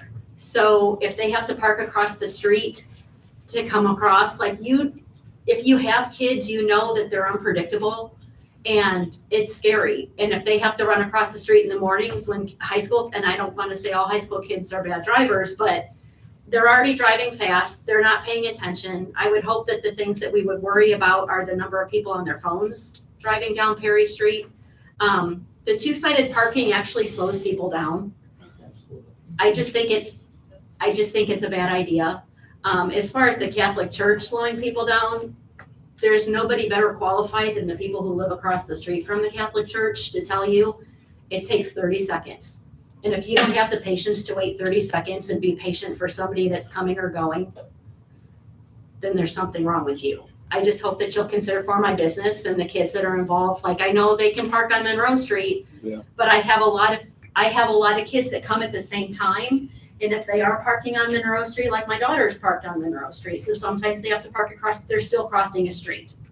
So I hope you'll consider that when you decide on the one-sided parking. Thank you. Missy, Anybody else? could I ask Missy a question really quick? Sure. Yeah. When they load and unload for pick up and drop off, are they parking or for like a substantial period of time, or are they Well, just? they park, yeah, and then some moms like to talk, so. Okay. So Or some, they come and they drop off and they go. Real quick, I forgot to say this, I'm sorry, but whenever I tell my employees, if you got a complaint, you can have a complaint, have a solution. If you guys are that concerned about parking on both sides of the road, not having enough room, my solution to you is make Perry Street a one-way street and send them back down McDonald or Brady. If you guys are not concerned about all the four-wheelers and ATVs, obviously not a problem to you guys, then send them back down the other way and make it a one-way street both ways. That's a better solution than the one you got. Next. Lori Henry, I live at 606 South Perry, and I've lived there over 40 years, and I agree with him. The problem we have on Perry Street is the speed. And I must tell you, especially with the four-wheelers going out to Badlands, those people fly going down Perry Street, minimum 50 miles an hour. And the young kids too, it's like it's a racetrack. So, and I also am afraid, especially this summer, I've seen a lot of kids on these two-wheel scooter things. And I saw one come down, I live on the corner of Perry and New, just about got hit because he didn't look. And somebody was flying down Perry Street. So if you were worried about parking on both sides of the street, years ago, I think Butch Swift was mayor, when they redid the street, at that point, they should have gone into both sides of people's yards and widened the street that way, but they didn't. So actually, it is wider than it was before they did It that is, project. okay, And well, there was approaches put in as well to keep people off the streets as well. it didn't seem like it was much wider, but anyway. But I just think speed's your problem. You don't, I agree. Yeah. If You there's don't a have to speed limit, worry. they should be enforced. yeah, you don't have to worry about people, like she said, it doesn't take long No, but to if 50's wait too for quick. somebody to pass or something, It takes a few seconds out of your life, It's better than getting killed from somebody flying down the street, so. Thank you, Lori. Yes, sir. Yeah, this is all about weaponization. Your name, please. Troy Rouse. Weaponization, what this is about. You put a permanent speed limit sign right there in front of the ball diamond. I see it every single day. People fly by there. It says too fast, too fast. Well, once you get to a certain speed, it says slow down. So this is a witch hunt, I think, on my part. You're trying to get me out of my driveway. You're trying to get me to park on the west side of the street. Now, if you think I'm going to carry my groceries across the street fighting this traffic, I'm not going to do it. Not going to do it. Jimmy, you lied about this. I went up to where you live at, looking down west on Perry. You said last council meeting, you stated that you sit on your back porch and you can see everything. No, you can't. I said I could see the rescue girls, the rescue equipment coming by, All which I can. All you see is the intersection. I can see that That's all intersection, you but I see. see the emergency vehicles go through. Yeah, That's I'm what in I an did emergency say. vehicle. That's what I I'm in did an emergency state. vehicle. EMS guys and fire trucks and police headed Yeah. through there. I can't see that from my So back if I have to porch. park on the So west I side did of the not street, lie. yes, you do. Let's be respectful. So if I have to park on the west side of the street, cement trucks, Badlanders, grain trucks, traffic in general, I gotta fight that going across the street every day. No, this is a bad idea all the way around.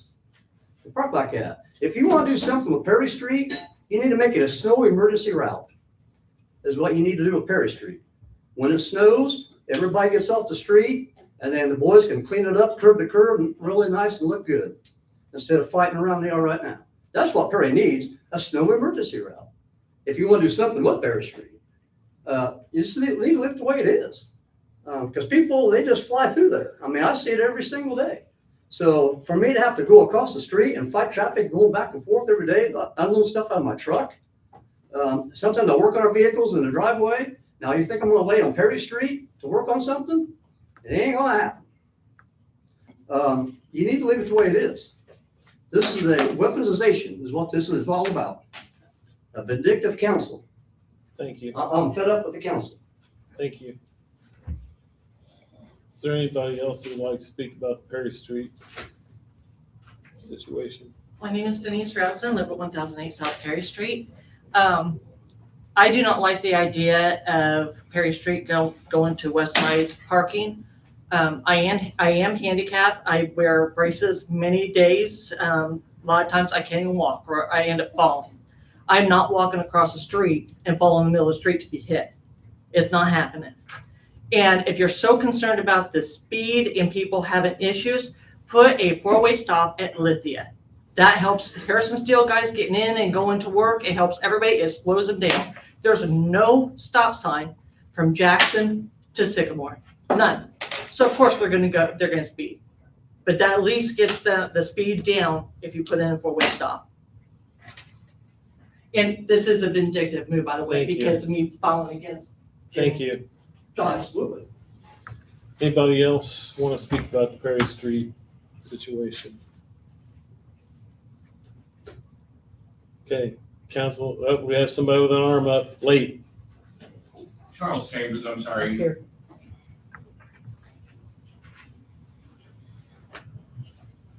You almost lost your turn there, John. Charles Chambers, I used to live on South Perry Street and the vehicle is running 45 miles an hour. I just wanted to confirm. And having kids myself, very, very bad situation. Thank you. Welcome. Anybody else? I would. Morgan would. So like my father said, Charles Chambers, when we were living down there, South Perry, at the old trailer court, we constantly saw four-wheelers, dirt bikes, and any other off-roading vehicle just fly. I know I mentioned this a few months ago when we had Chief Miller here. I forget what he said. And I brought this idea to Miss Denise Roudson.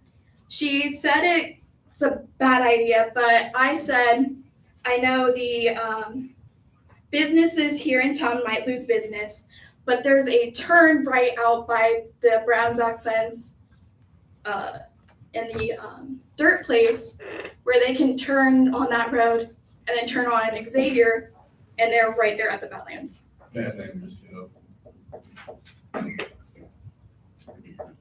So another thing with Missy's daycare business is constantly moms talking and all that. And then the Catholic Church on Sundays parked on both sides as well. Not to mention all the, I'm sorry. What if for say, with the parking on both sides, Badlanders are speeding, they're close to a vehicle and scratch a car.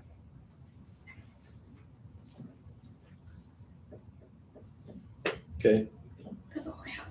thank you. Yep. Okay, we'll throw it out there one more time. You've already spoken. Well, Sorry.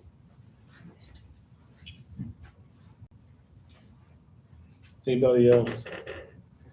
Okay, I'll open it up to discussion for the council. Thanks, Blair. I don't know who. You almost lost your turn too. Scott Tornquist. The issues here on Perry Street, what I get at 1006 and 1008 is a blind spot. You got two vehicles at 1008 and one sitting on the approach, as given isn't that like a hazardous violation in case of an emergency for emergency vehicles on the approaches?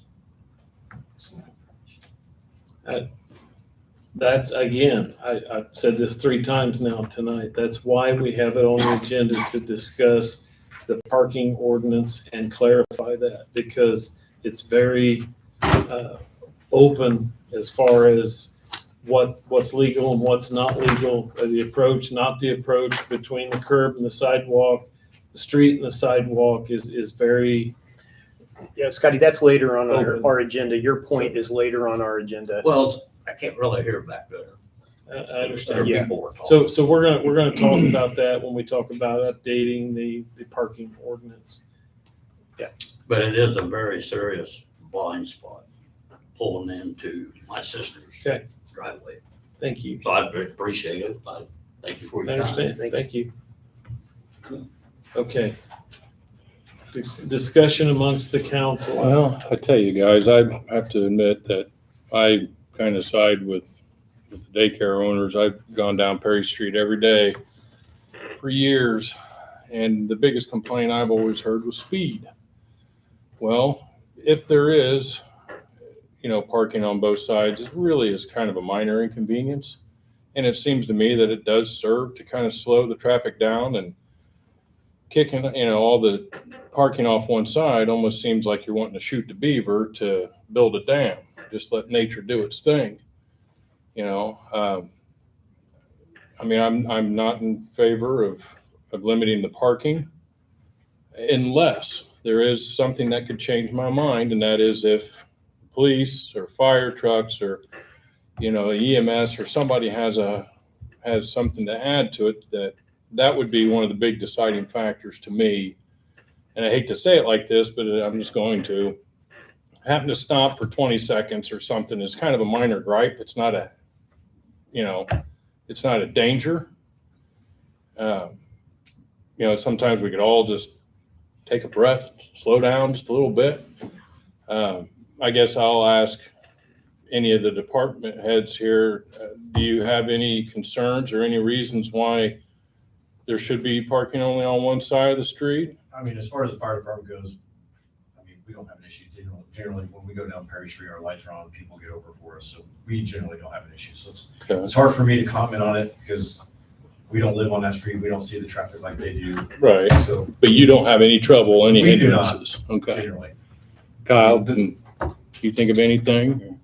For the police side of things, it's not a big deal for us. Our apparatuses are not near as big as theirs. That was kind of, I think, some of the discussion with being able to get some of the larger fire trucks, ambulance and things that are wider down through there at some point in time, so parking on both sides was a trouble. But for us at the police department, ours are normal vehicles. We don't have that issue. Don't have that problem. As far as the speed and things like that go, I drive that road constantly when I'm working. My radar's always on. And I've stopped several cars for speeding. I've stopped several dirt bikes and told them that they can't ride on the road. Or I've stopped other side-by-sides that are on the highway, things like that, and instructed them where they can ride and where they can't ride. It's kind of like McDonald Street. You see a car going 30 miles an hour on McDonald Street, you're like, man, that car's flying. Right. You see a car going 35, 40, and that's still against the law. Yeah. Don't get me wrong, I get it. Going down Perry Street, you're like, man, I think it's going 50, 55 miles an hour. I'm not saying they don't. I'm just not seeing that kind of speed. I do see speeders. We do stop those and take care of those. The speed limit signs that are down on South Perry Street along the ball field are great. Unfortunately, they're expensive. I don't think you can put one at every block. There's got to be a solution. Maybe it doesn't have to be parking as much as, some way to slow them down as far as maybe even a stop sign, like was said, mentioned. That would help break up that area where Sure. them to stop, slow down, and then take back off might not be a bad idea. I don't know.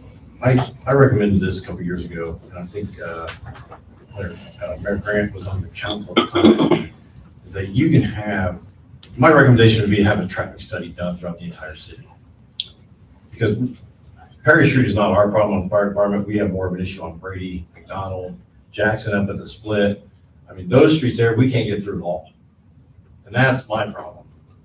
Not to get off subject by any Oh, no, means. no. My recommendation is to get a traffic study done because we have bigger issues than South Perry. You're talking about like going up to the park? Absolutely. I can't And that is my very rescue- tight. That's very bad. My rescue is Meters Yeah. are almost hitting the cars on either side. And that's the Up small on structure. David Drive, some of those Yeah. places. Yeah, I honestly don't know how you get to Foster Drive in a Yeah. fire truck. Like going Because I can barely Well, fit for my car Brady, through for there. example, right, the island. I know I brought this up years ago and it kind of made some people mad, but taking the island out, because otherwise we literally have to weave through the island. Through the to get through medians. there. Yeah. So I love those medians. I grew up around there, Yeah, but so I can understand anyways, why they'd be a problem my for you. recommendation is just have a traffic study done. I don't know what the cost, I know the city doesn't have tons of money to start throwing out with all these studies and everything else, but I think that would help solve so many issues. Now as far as speeding goes, that's a comp issue, that's not. I know, an issue. so predominantly that's what I'm hearing is the problem is speeding, and that Yeah. really isn't, at least from my point of view, the speed wasn't anything having to do, we Yeah, I definitely think the last didn't time it was intend to brought up is increase more the of speed with the how tight we parking. were. I don't know about Yeah, speed, that, though. I mean, that, we haven't Can I gotten to make a what my comment issues to are. that? When she says that the parking has nothing to do with speed, how can you say that when you're widening the road by putting one? Well, I don't believe that the way to fix, speed is to put more hazards in front of them. I agree. I think that there are better I agree with options, that, too. safer options to not only people's person, but also their property. So what That is to the put point more of vehicles in putting front of them parking is on not one good. side of the street? Actually, to widen it, I believe I said that last time, that we have not only fire, we You have just said he has- ambulance, he just said he has- if you'll let me finish. We also have Winnebagos with trailers. We also have semi trucks going to ATM and Harrison Steel and coming from C&D batteries. So, my intention with this, at least even for the thought, is that it is one of our busiest, if not our busiest, excluding Sycamore, city streets Do we that have a lot handle of the problems? heaviest traffic. Do we have a lot of accidents with semis? We actually do. It is our street that has the most accident reports of parked cars being hit. A lot of that is people not paying attention. Right. Because I sit on my porch and the number of people that drive by on their phones is ridiculous. Yeah. But that's any I can city see that street. being a problem. Like, you're gonna create 10 more problems by doing this. On the average day, going from Jackson to Sycamore, there's 5 cars are parked within that whole stretch. The whole stretch. I think it's That's, and they're frustrating. not even across from each other. So Okay, I need to go Yeah. over to the meeting here a little bit, if I can. If you want to speak, we'll give you an opportunity to come back up, and that way folks at home can hear you. But right now, this conversation Yeah, it's is just for the There's, council there's members. just a couple people that I know that are disabled in wheelchairs on the west side of Perry Street. And I know I haven't spoken to them or anything because I figured that I wasn't really for this. And I mean, have you guys spoken to any of them or even know? We haven't talked to those particular people, no. Of course, I'm just one voice on this council, but I really wish that we would not do this.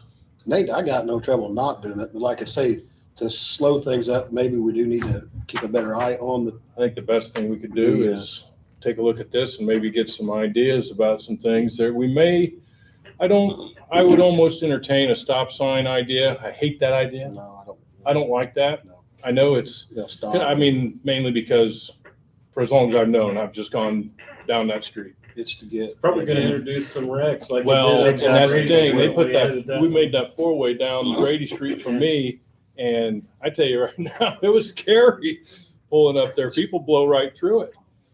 And, Well, and I'll tell you another, what I would call an unintended consequence of that. And I know from experience on McDonald Street when they did that, my mother-in-law lived out there. She was still alive at the time, and she didn't have a driveway. There was no driveway in front, no driveway in back, no place to put one. So she had to park in front of her house. By moving the parking from the opposite side of the street over in front of her house, all of a sudden she had nowhere to park, and she was having to walk like 3 houses down sometimes just to find a place to park and then walk to her house at 80-some years old. Is that the case on Perry Street? I don't know, but what you're doing is moving traffic or moving parked cars from this side of the street to this side of the street. So you're not only affecting the people that live on the west side of the street, you're forcing them to move to the east side of the street in front of other people's house. And I'm not saying, I don't really, I'm not arguing one way or another, but I'm just speaking from experience, what happened on McDonald. I think that we got to address the increased traffic there because the Badlands are growing. He's got a development going on right there at where the trailer park used to be at, and it's not going to get less traffic. There's going to be more. Okay, and we're kidding ourselves if we don't talk about that. And at the same time, we also have the ADM trucks going down through the grain trucks. And concerning the Catholic Church, I've already talked to them, and their parking is not filled up, and there's plenty of parking spaces for them, so they can actually be moved across the street with no problem. They said that it wasn't a problem. I talked, And to they've them. got plenty of parking. And they got plenty of parking, parking so back I've already there, dealt but- with that and talked to them. I've driven the street up and down, and I've only seen a handful of cars. And actually, the cars that I've seen were actually in front of they were doing some construction, I think, at the New Hope Springs, and they were parked out there, for a day or two. But other than that, I don't see a lot of vehicles out there. And there's going to be delivery drivers that are going to be coming down, and they can do a flashing yellow or something like that, to unload and load. I don't see a problem with that. But honestly, I think that actually we should try this and see how it goes, and then possibly remove the traffic or parking on the other side. I can't agree with that. I'll ask this question. If people follow the traffic laws and ordinances that we have in place, is it a danger? And I'd say no. I think it's an impediment. It's not a danger. The thing is that when there's Isn't traffic that on what both we want to sides. slow things down? No, I don't think that we I put think- personal property in the way As long as they're to solve driving, the speed issue. not with their phones. No, I'm talking People- about people are semis, gonna- I'm talking about heavy equipment, large things. I don't put somebody's personal property in as the impediment for speed. I don't think that's a proper solution. You mean having their car parked on the road, getting damaged? I think semis. Yeah, on that's- the, I You mean, I don't don't- want to take that risk parking the back. Well, semis going over the middle or the center line is a problem. Okay, when they do that, and and If it they're not happens all paying the time. attention. Well, if you got overhanging trees that are hanging over on Perry, which is an issue at the 900 and Shouldn't be 1100 block. happening either. No, I know, but it is. So the semi, Can I come up and speak? I get a, We I got the get a, council discussion. we get a right load now. of steel comes As in, soon as my, we get done. my guy he can't go down Perry Street there, he's got a slidable topper, and he's worried about whacking them trees because they're hanging over into the See, that's an center. ordinance violation, though. They should be trimmed anyway. Yeah, they Like should. I'm saying, That's what I'm if saying. things are being observed by the Until they don't. ordinances that we have in place, is it a danger? And I think that no. If they would obey the speed, if they would obey the ordinance about trimming their trees back, or at least some common courtesy. Yeah. I mean, I know it's a dirty word nowadays. Yeah. I've said a lot of times, but- if I lived there, I would never park on that street. No. On either If I, side. if I had a drive or a garage in the back, I would. I don't where I'd park put on it. my own street, and it's not nearly as busy, but I don't like to do that. South Perry is one of the major thoroughfares in town, and Absolutely. it needs to be dealt with. And actually, we need to go to North Perry after we get done with this, and we need to look at Sycamore. I mean, we need to invest some time into this to see how to improve the traffic flow. And I honestly, Is there a problem? I mean, I haven't heard of any deaths or Is that what maybe it some takes? fender benders. I mean, well, how many years has it been? It's been 30 years that I can think of. I think damage to personal property is a big deal. Well, like I said, if you don't like your stuff not being in the way, then put it someplace else. But you could But that's park not it, what really you what could we're park saying. it behind your house in your yard and it can still get damaged, by one thing or the other. I mean, you get some idiot behind the wheel, they're going to drive up on your front porch, but it's kind of one of those things. I think that we're getting off track what the point was Yeah. when you're Yeah. talking like this. I'm indifferent. I can see advantages and disadvantages both ways here. But I do think it's telling that we put out the word for people to come and voice their opinions Yeah, here absolutely. at tonight's meeting.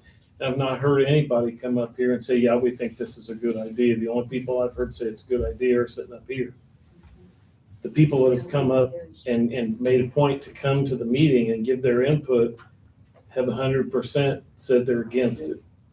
So take that for what it's worth. Yeah, all I've got on my cons list is they're 100% against it for reasons that are enforceable by, like Nate said, by other things that are already in place. speed and other city ordinances. So why would we do it against the wishes of the people that live there? Because there are all those other people along that Where are they oftentimes, but maybe they didn't hear it. Maybe they couldn't be here. I'm just saying that people have but- driveways. I can't so- just say, I'm not going to make a decision based on the squeaky wheel. So maybe we need to table this until we hear from those other people. Yeah. Because right now, I'm not hearing anybody saying, yeah, we think this is a good Right, but idea. I've been a part of a lot of other meetings in different realms where the squeaky wheel shows up and they're the ones getting the grease. And I am absolutely sitting in this position to represent all the citizens, not just the squeaky wheels. I But get you're that. not representing all the And I've citizens. been- It's not your turn to talk. I've The been- council's I am talking. listening to you. No, the council. Stop. You do not have the right to tell me. Stop, please. But I feel I am representing the citizens, all of the citizens, by listening. I do want to listen. I take everything that they've said into account. And You- I you see don't where think I'm that I coming just from want, here, yes, though. I do not I want to invited- just decide on a no because the squeaky wheels show up. I want it So to be maybe we considered need to fully. table it until we hear from the other squeaky wheels is all I'm saying. I'm indifferent on this Or that we subject. should just consider it based on other points too. Again, being that there is heavy semi-traffic, and I don't think that any of those semi-drivers are going to show up to our Probably meeting. not. But their input is necessary, is needed, because it is something that could These are- really be impactful. These are people that live here on the street. And I most agree. most of the people that They are will. driving in the side-by-sides and the trailers and stuff, They're not gonna show they're up. not gonna show up either, but these are the people that are driving it every day. But the residents that live on the street and that are directly affected are showing up. Some of them. So, And I think that their opinions are valuable, but I do think that it needs to be you taken wanna into ignore them and consideration. move on, is what you're saying. Actually, that's not what I said at all. Well, it's kind of way I'm taking it. No, I'm just actually we're going around. Nate has said his piece, and Okay. maybe Jimmy has something to offer. I had something more to offer, and that Okay, well, I had think we considered should the accident reports that entertain were a on there. motion to table this until we hear from more people. But this has been this way for 50 years, and I don't think we need to decide tonight to change it. But if that's what you guys want No, to do. there's absolutely no agenda of timeline, but I do think that it's something that we need to be proactive about as a town in making sure that I it's don't easy to do disagree. business in Attica. I don't And that means disagree. things going to the Badlands, that means semis going to ADM and or Harrison Steel. We need to make sure that our thoroughfares are easy to do business in Attica. And I also don't want to disagree. protect the people and the personal property on Perry Street.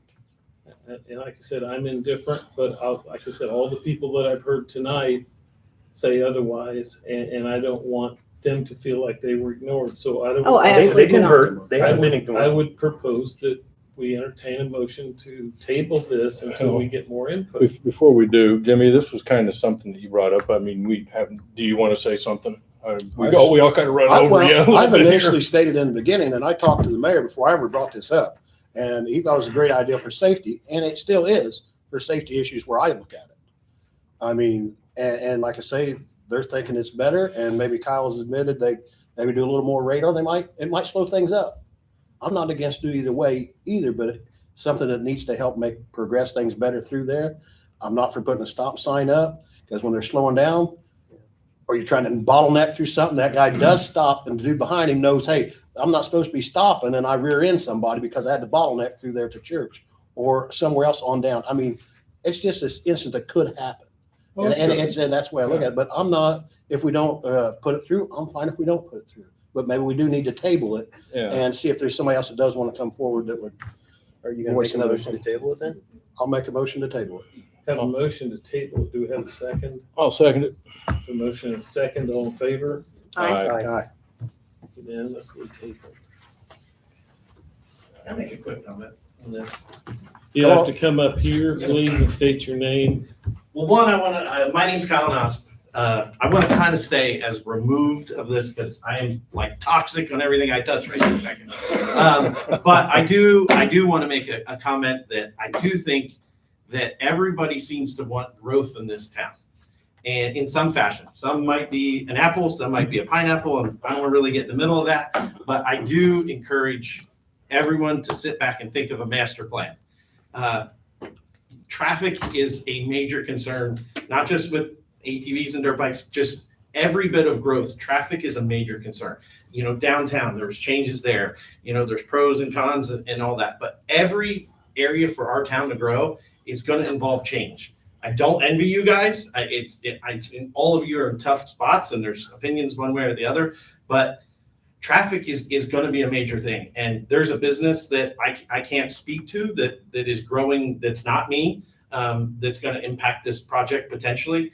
But I look at downtown, and you talk about those lots going for sale, whatever, you know, moves forward with the school. Traffic is a major part of every aspect of this. So I just kind of want to generically say that I think you guys have a tough job ahead of you, and I feel bad. And I wouldn't want to be you, but I think that traffic overall for the town of the city with all the streets needs to be a forefront. We're going to have, I think Harrison's is building 27 new homes there.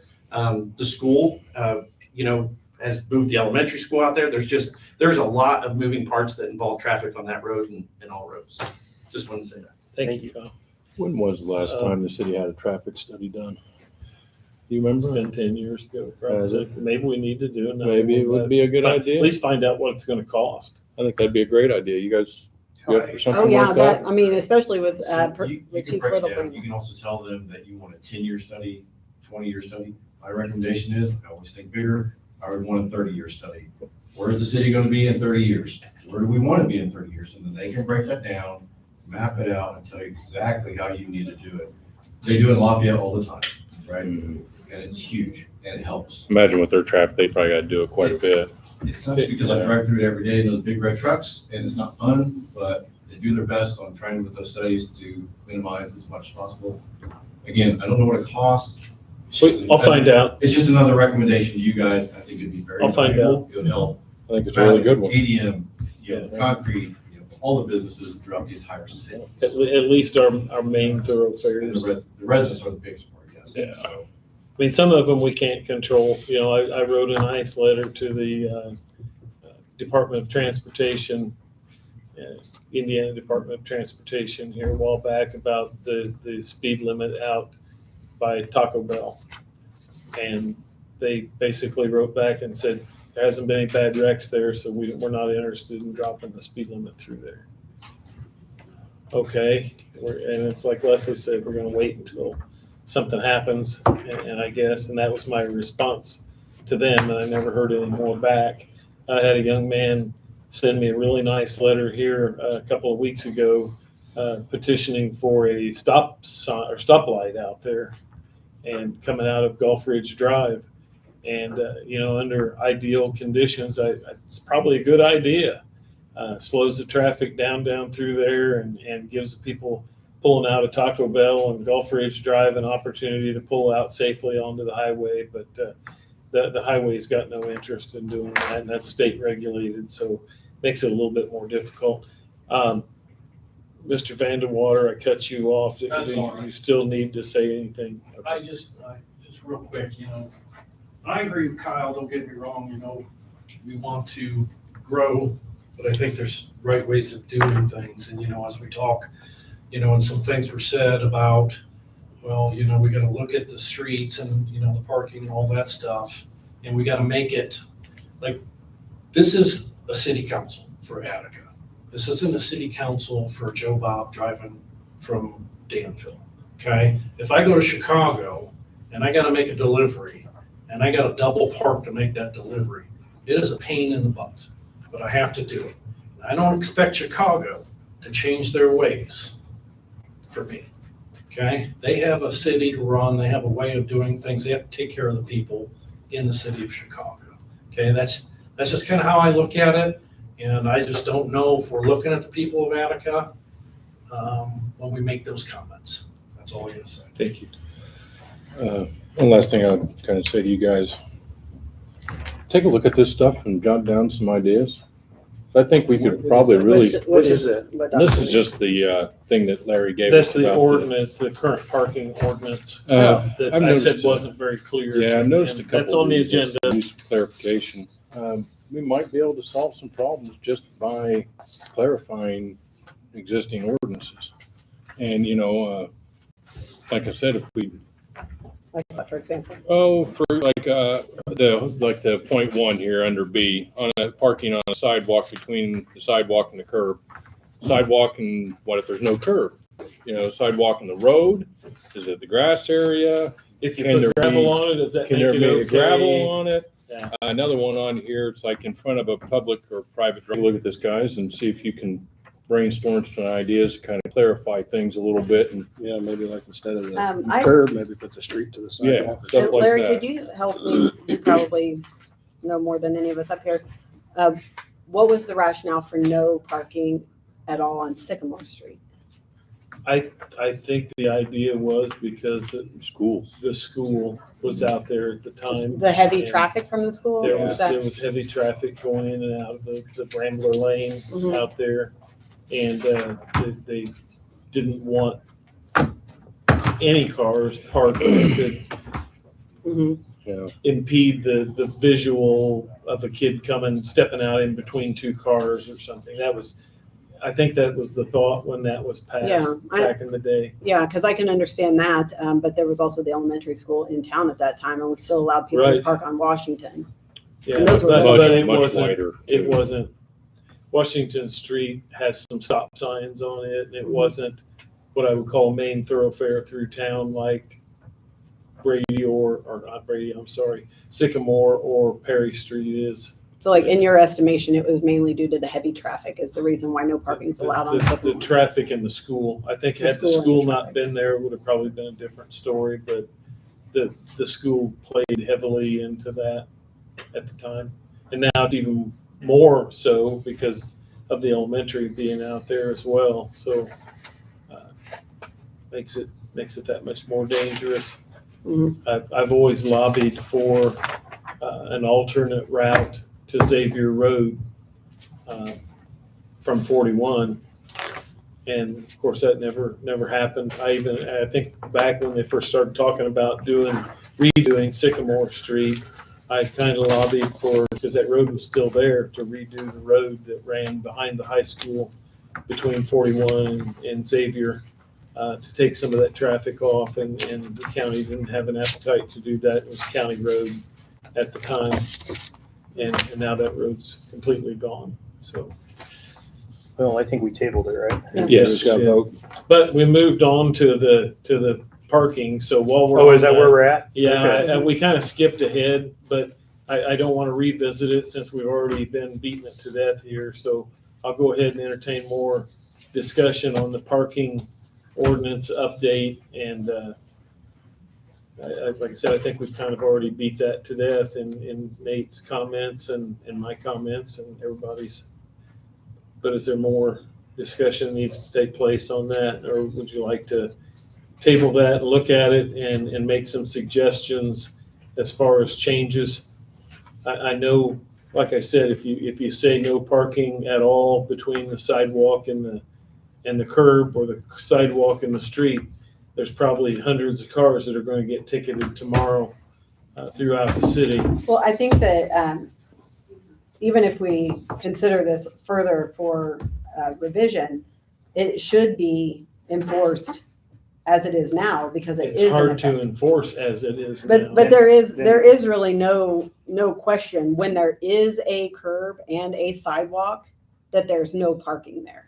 Now, I Yes. think that we can argue whether or not there's a curb, whether the curb is high, whether it's an old curb or And a new curb. you've got dozens and dozens of places throughout town where people have gravelled that spot in between. But if Or it is paved very it. clear Yeah, that it I've is seen a between couple a of them. sidewalk and a curb, I feel like there's no ambiguity there. Now, if you were talking about a place that didn't have a curb, then there might be some ambiguity there, but not when there is a clearly defined curb and a clearly defined sidewalk. It says you can't park there. So the people that are currently parking there and put gravel there, we're gonna ticket them or tell them they can't park there any longer.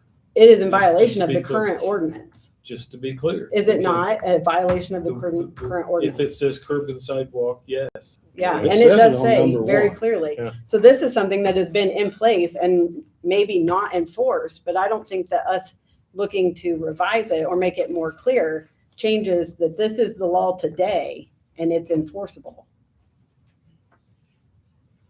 And you're right, some of it is. But this will also give us an opportunity, I guess, if we want to add, not necessarily that one, but some of the other ones, if we want to add So or do you modify include or the paved update. approaches They on pave that? it. If they're between the There's- curb and a sidewalk, then they're not able to be parked upon based on the ordinance that has been enforced for I don't know how many years, So but well predating me. we need to clarify that. Yeah. Because. And I think that I don't find there any sort of clarification needed when there is both a sidewalk and a curb present, that this clearly says there's no parking between it. I can't argue with that. I agree with her. I agree with her on that. I do think that we could continue down possibilities for revision if there are special cases, but I do think that this, I'm not certain how long it's been in effect, but it seems to me it's been around for a while. That was passed when Butch was mayor. I mean, so we're it's talking been- decades Yeah, that this it's has been in 20 effect, years. and it should have been this entire time enforced. And really, I can't speak to why it hasn't been, but it is a law, it is on our books, and it is becoming a problem that needs to be. I needs to think be where it enforced. became the problem was that the police didn't want to be the people, not our today police, but I'm talking police historically, didn't want to be the judge and jury and go out and say, well, this curb used to be here and I can kind of see a remnant of this curb here, so therefore you can no longer park here, even though you hauled in gravel and put it in between here. I think if you drive around town and you look at places where people are parked, there could have been a curb there at one time. You get out on Brady Street, you get out on McDonald Street, places that have curbs. Perry Street has curbs. The north end of town, very few of those have curbs. And I think too, why they probably pull over there is to probably get off the street some to pull It over that is. way. It is. I mean, I see their point too. It is. But So, there I are mean, I some think places. I think that is what is worth revising. But I think what is worth enforcing is something that is clear without a doubt, has a curb, has a sidewalk. We have an ordinance that has been on the books for several years and should be enforced I agree. and not selectively. I can't disagree with that. All I'm saying is drive around town and look how many people that's going to affect. And you're probably looking at these guys writing dozens and dozens of tickets, or at least people just telling people or they need to complying. move. Or they comply. Right, and We're not interested in writing tickets. I Just- understand. Just comply. I think the compliance piece, a lot of people, again, I hear this all sorts of examples throughout life is, well, no one's told me before. So I think that sometimes Once it you're would be, told, once now you're you know. told, then fix Right. it, so that's the Yeah. thing is that may have well been the case up until now. Now, if the police can kindly ask them to move, maybe they'll just comply when they realize the ordinance are being enforced and applied fairly. Maybe they've got access to a garage in their back behind the alley. Yeah, I or mean, if something they've like got a that, too. garage that they Or can park in. driveway. A lot of people do, and they Or- just choose not to. Yeah, that's or a exactly driveway up off the street they don't go up into. I Kyle, don't do know. you, from a police standpoint, do you have any comment or? I know the ordinance exists that you're not allowed to park between the curb and the sidewalk. There has to be a curb, there has to be a sidewalk to dictate that. I believe it's a $10 ticket at this point in time, unless we've changed that over the years. I think all ordinances are now 250. 250. Back when I was, I've been off the road for 10 years at the school and things like that, but back when I was on the road before, it was just a little ticket, it cost $10. Yeah, I don't think that's. I think it's changed $250 anymore. now. I think it's, So it's a very expensive ticket. inflation. And, yeah. But again, we're not wanting to write the ticket, just You're wanting to gonna help. have People push back and say there's no curb there. But I'm talking about where it's clearly defined. Yeah. And then I want to work to, For 20 years and now there's no curb. and we want to revise this so that there isn't this ambiguous Well, language. clarify it. yeah. But currently, I think when it is clear, there is absolutely no reason why our ordinances aren't being enforced. Well, and like the one you're talking about, I'd put like sidewalk in the road.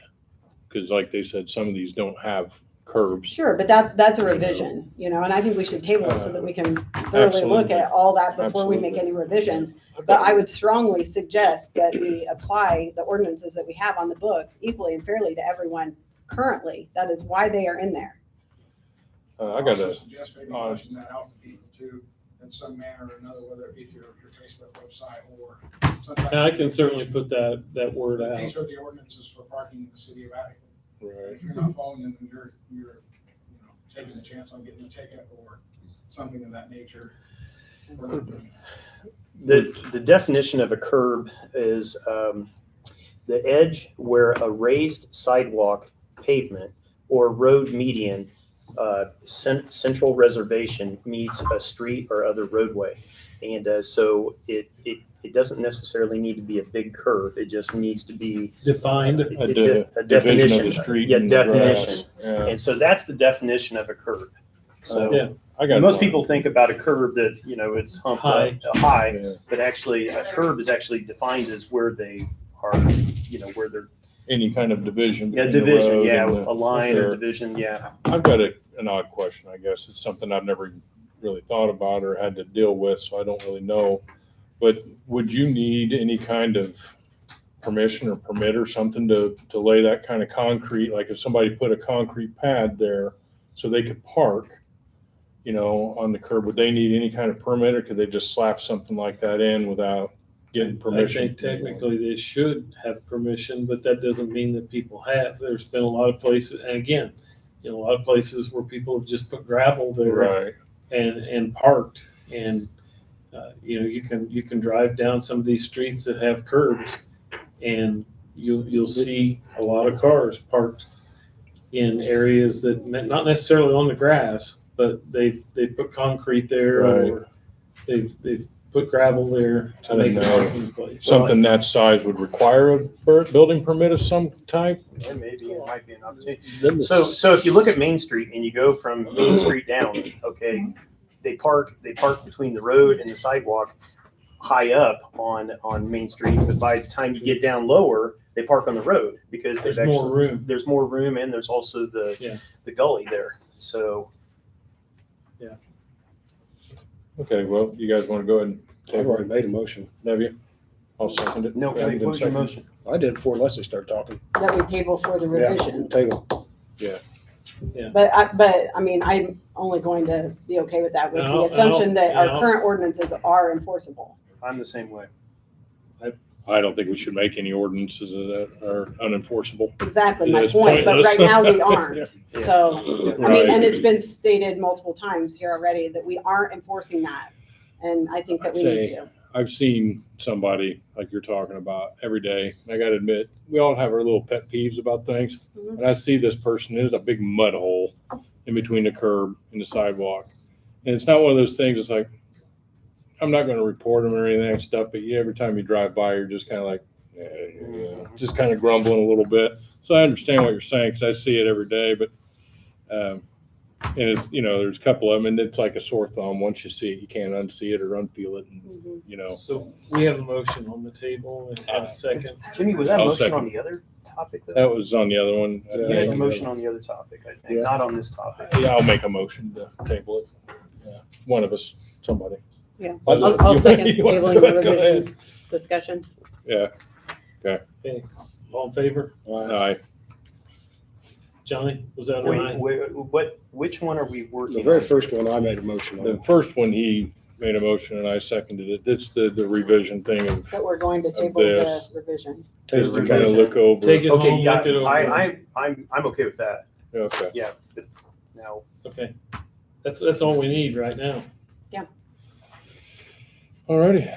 Denise, did you have something? Yes. Please come forward if you're gonna speak. I was a criminal justice major before I was seriously hurt and couldn't finish that. One of the things that we learned is that a good law is a very distinct law. That ordinance is not clear at all. To enforce it now before it has been refined leaves you open for a lot of problems. It's just too broad. How is it unclear? It is very broad. The way it's written, it says that you cannot block a private or public We're driveway. talking about the That means sidewalk I and the can't curb. park to where I want my driveway. Currently, yes. Yeah, that's too broad. It needs to be, why? Because it doesn't fit your situation? I mean, it's their Well- property. I wouldn't see any reason why you can't park. Exactly. in I their think, but I think driveway. that can be part of the revision. That's not what Bingo. we're talking about. Right, We're but you're talking talking between about the sidewalk and the curb. enforcing it now before it's been, before it's been. Yes, And because- that portion of it is pretty Yeah. clear. It's, Yeah. it's an Number ordinance. one I mean, says- it's an And ordinance. the sidewalk to the curbs on Perry Street are all, well-defined. And when Mayor Butch Swift put in the curbs and the new wonderful road that we have, he made it clear that that was gonna be for parking, that all the cement pads, that everybody got one on Perry Street that had a driveway. Well, if you have a And that was driveway for- going, if and you have that a was driveway going to specifically your for- garage, I'm talking. okay. Please. Okay, so it is for parking. It was meant for it since day one. We went to him, we talked to our landlord at the time, we bought the house since, but we talked to our landlord, got permission to add that pad. We got permission from the person that lived next door to us to add the pad. Where's the paperwork? This is a small town, I'm sorry, but we do things by a handshake and, okay. This we is trust actually an that. ordinance. It's actually a law. It does not matter. It is a The very law doesn't broad matter. law, We're and that we're- is not what it was meant for. We're not gonna argue this tonight. Thank you. Okay. We're gonna move forward here.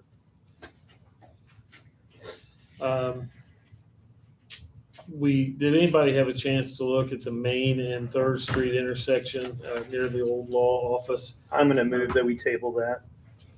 I guess what's the complaint specifically? The complaint is that our truck route goes down in front of the city garage, comes up Main Street and turns left At the Eagles. at the Eagles towards C and D. Say I hate it, but what else? So it's when they're coming in and not when they're leaving. When you're coming back on that route, you want to make a right turn.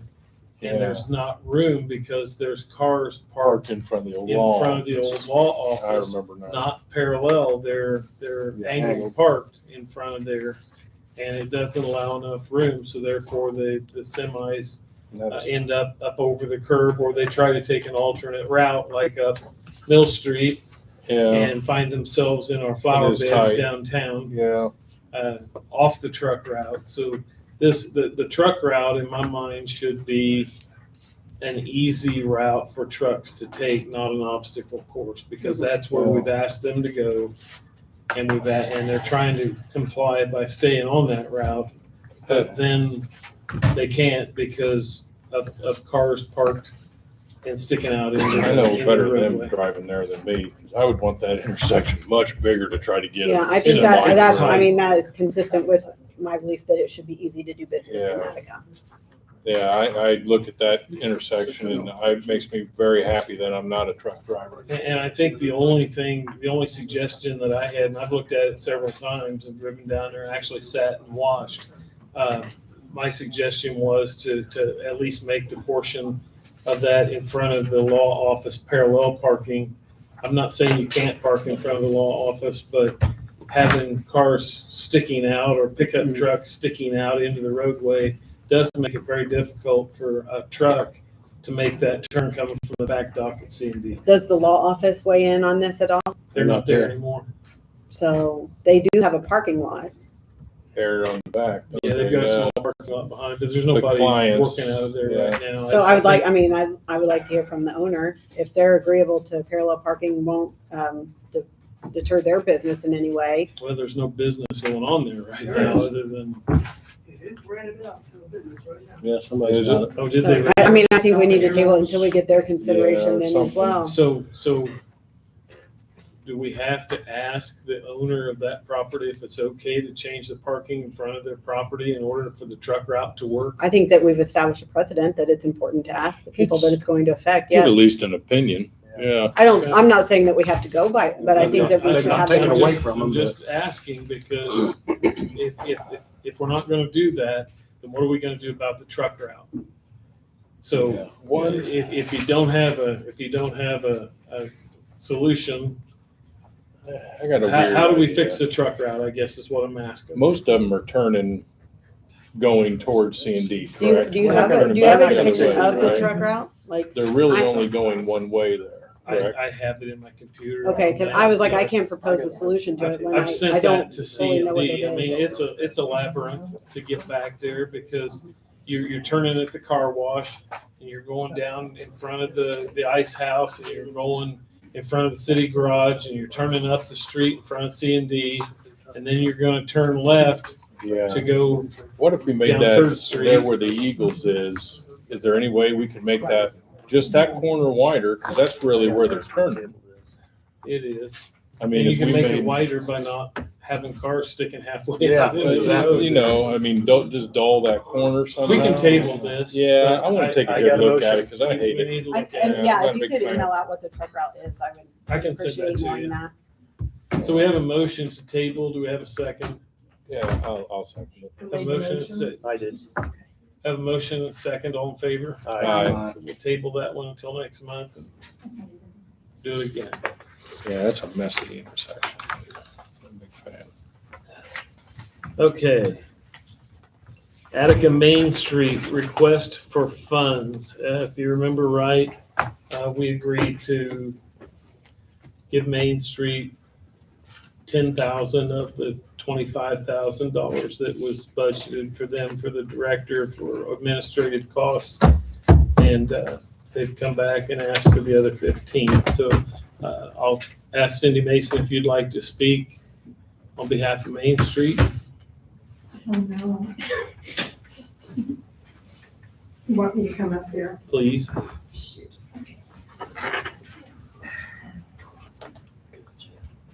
I'm sitting 2 hours. Okay, I made the request, I don't know how many months ago, about the Main Street budget of $25,000. And at the time, we said you guys said there wasn't enough money. And you gave us $10,000. And since that, I've been informed that, yes, there is some money there that can actually go ahead and provide that final payment of the $15,000. And that's what I'm asking for. Yes, for admin expenses, conferences, Main Street conferences.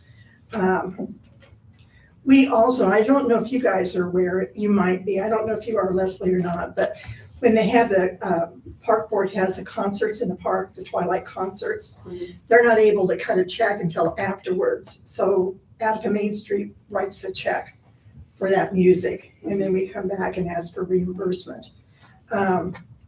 We did that for the park board for the bridge that was built, that they needed the money up front. You weren't able to do that. So we do work, we have a close collaborative relationship, I think, with the city council, and we continue to maintain that, and anything that we can do to help. That's why I'm here. And the funds come out of economic development, which is local income tax. And we really weren't sure when the original request came in because we weren't anticipating with the resignation of the director in the 2026 budget. Last year at this time, when we were looking at the budget, we weren't anticipating that. However, when the request was made, my comment is let's look and see where we're at, which, we did, and the funds are there to support that. Could we get a better breakdown on where the money's going to get spent? Sure. What questions do you have?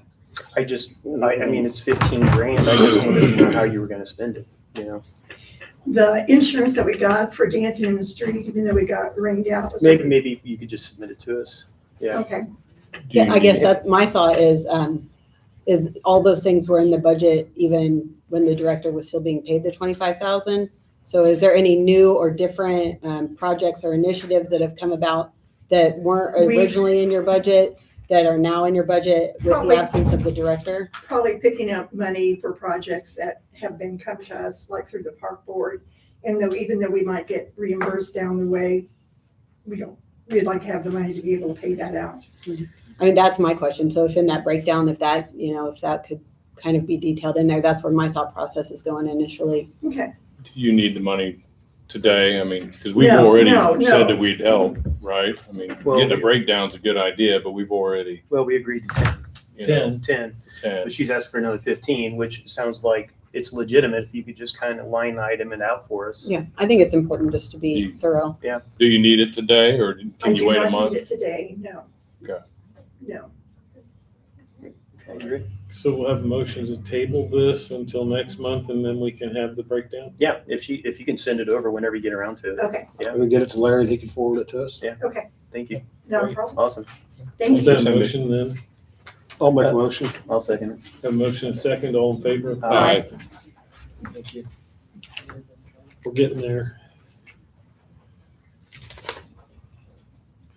Okay.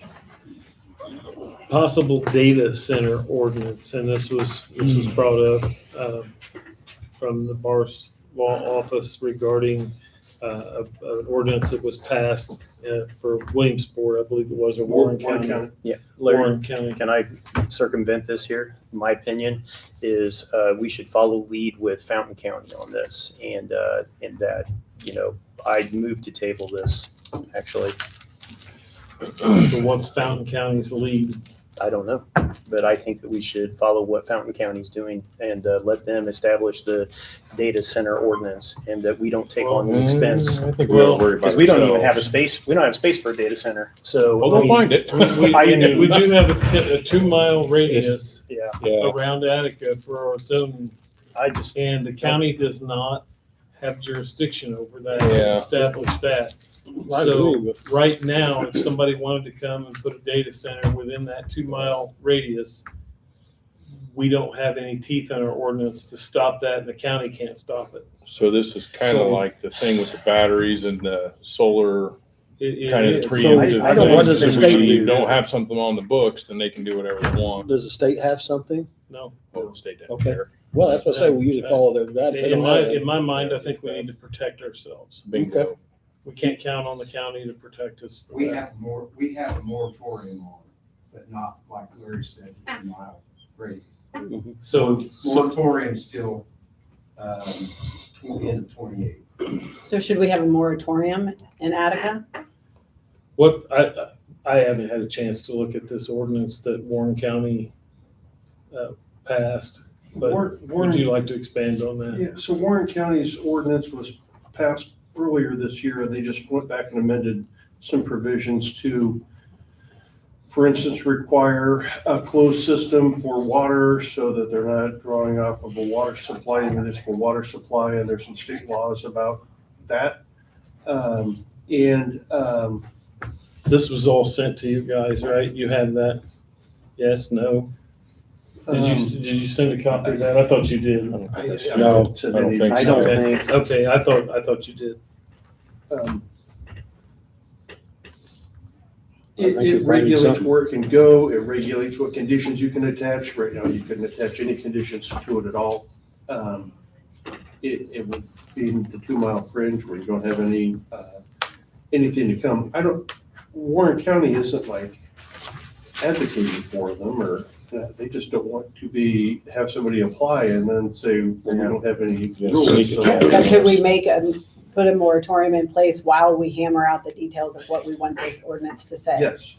I think I'll make a motion that we follow the lead of the So county on that. I think, I understand what you're saying. I think that goes to the plan commission. The plan commission, because it's a land use, the plan commission considers that like at their next meeting and comes back. And whatever the Okay. recommendation is, you could do whatever you guys want to do with their favorable, unfavorable, or no opinion. Okay. But I think I would like to to see that process handled more. I think that's in line with what the county is doing, and then we can make sure that we're not hurriedly putting. I just don't want to wait. I Sure. guess. Jeff? The county's doing exactly what he said. They're put the moratorium in to look at writing the ordinance and give them time to get Yeah, that done. I'd also like to see that. So, yeah, I think your motion should be to make a recommendation for the plan commission at their next meeting to consider a moratorium. okay. And then they can turn right Perfect. around and kick back a recommendation to you, favorable, unfavorable, or Yes. no recommendation. Yes, I would like to make a motion that we put that before the plan commission And I'll to say, weigh in on a. Have a motion, I'll and a second. second, Yep. all in favor? aye. Aye. Unanimous.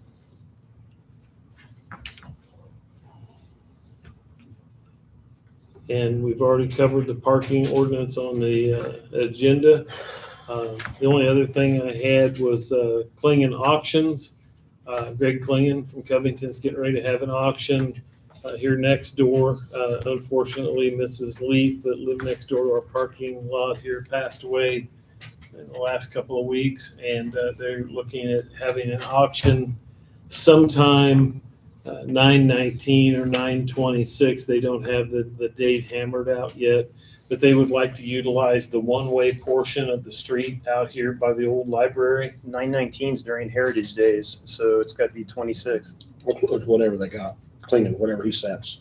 Yeah, and I Auction think guy, whatever the Heritage auction Days guy is does. gonna- Whatever he get. Oh, I thought he was requesting for us to allow No, that. whatever date they pick, those 2 dates. he just wants to use this one-way portion. of the I actually street think out that there. I disagree. I think that Heritage Days would be a great day for him to have his auction. Well, yeah, it might do Well, well. That's probably true. But it's not, I agree I mean, with it's that. not like we have, I don't think it doesn't impede Heritage No, Days in any way, no. shape, or form. So I don't think that date should be off the table. I'm perfectly fine with that. Yeah. Either one, whatever they need. the other thing I threw out, and he hasn't said yay or nay, but I told him if he needed more real estate other than just that small portion of the road, that we may look at the parking lot across the catty corner there, the city parking lot where the old city Oh, hall sure, was yeah. at. No, he will need all that parking. I know that the post office utilizes that pretty heavily when Yeah. they're working. But Klingon may need that for people parking to Yeah. attend the sale. Yeah, so I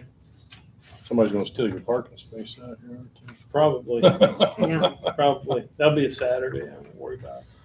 So is that okay with everybody? if I we think so. give him an I agree. affirmative on Just that? one or the other, it doesn't matter, I guess. He's only going to Well, utilize one He or he the didn't know other. which day he was asking. But I think for. He both knew are fine for the Yeah. city. One of those I think 2 so. days, they don't have it. Okay, down I don't yet. care. I'll make a motion to approve that. Have a motion, do we have a second? I'll second. Have a motion, a second, all in favor? Aye. Okay, I'll let him know. Some good news. I heard back from the AIM Medical Trust. This isn't really a council decision, but you'll like to hear it. Their insurance this year, as far as the increase goes for health insurance, they set some guardrails on those. The minimum was 3.3% and the maximum was 9%. I understand that the industry this year, some were 15 to 20%. Leslie may know more about that than I do, but the industry went up considerably. We had experienced 15 to 25% increases before we went with AIM. I got the renewal today, and it's the minimum 3.3%, which I thought was really, really good compared to the increases that we've had over the last several years with our other insurance. So we'll be working that into the budget as well.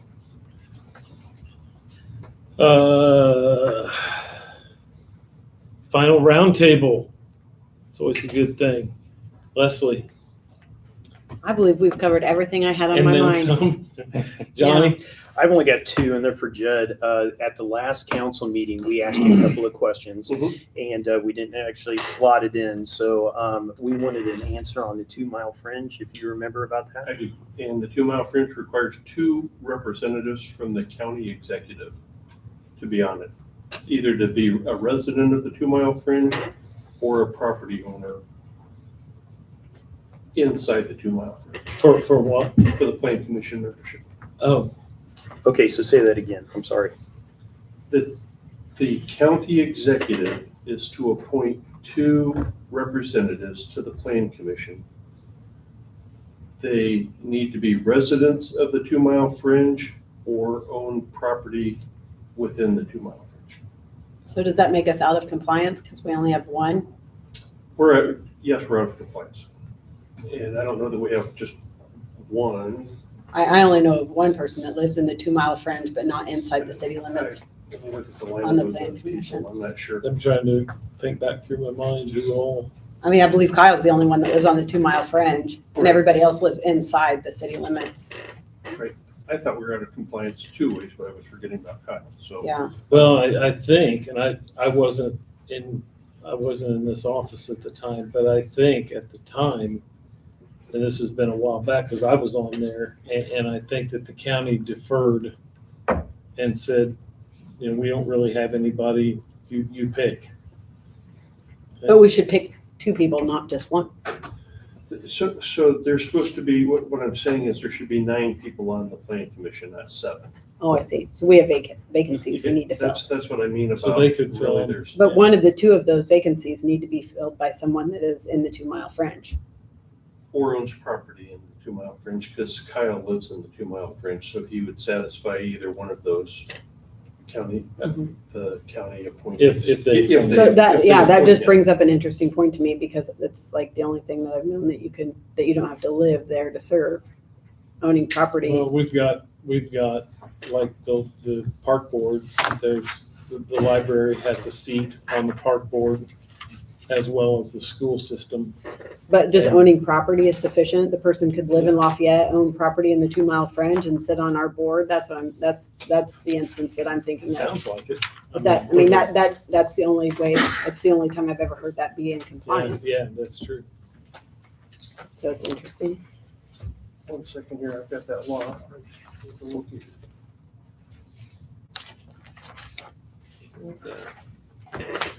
Here we go.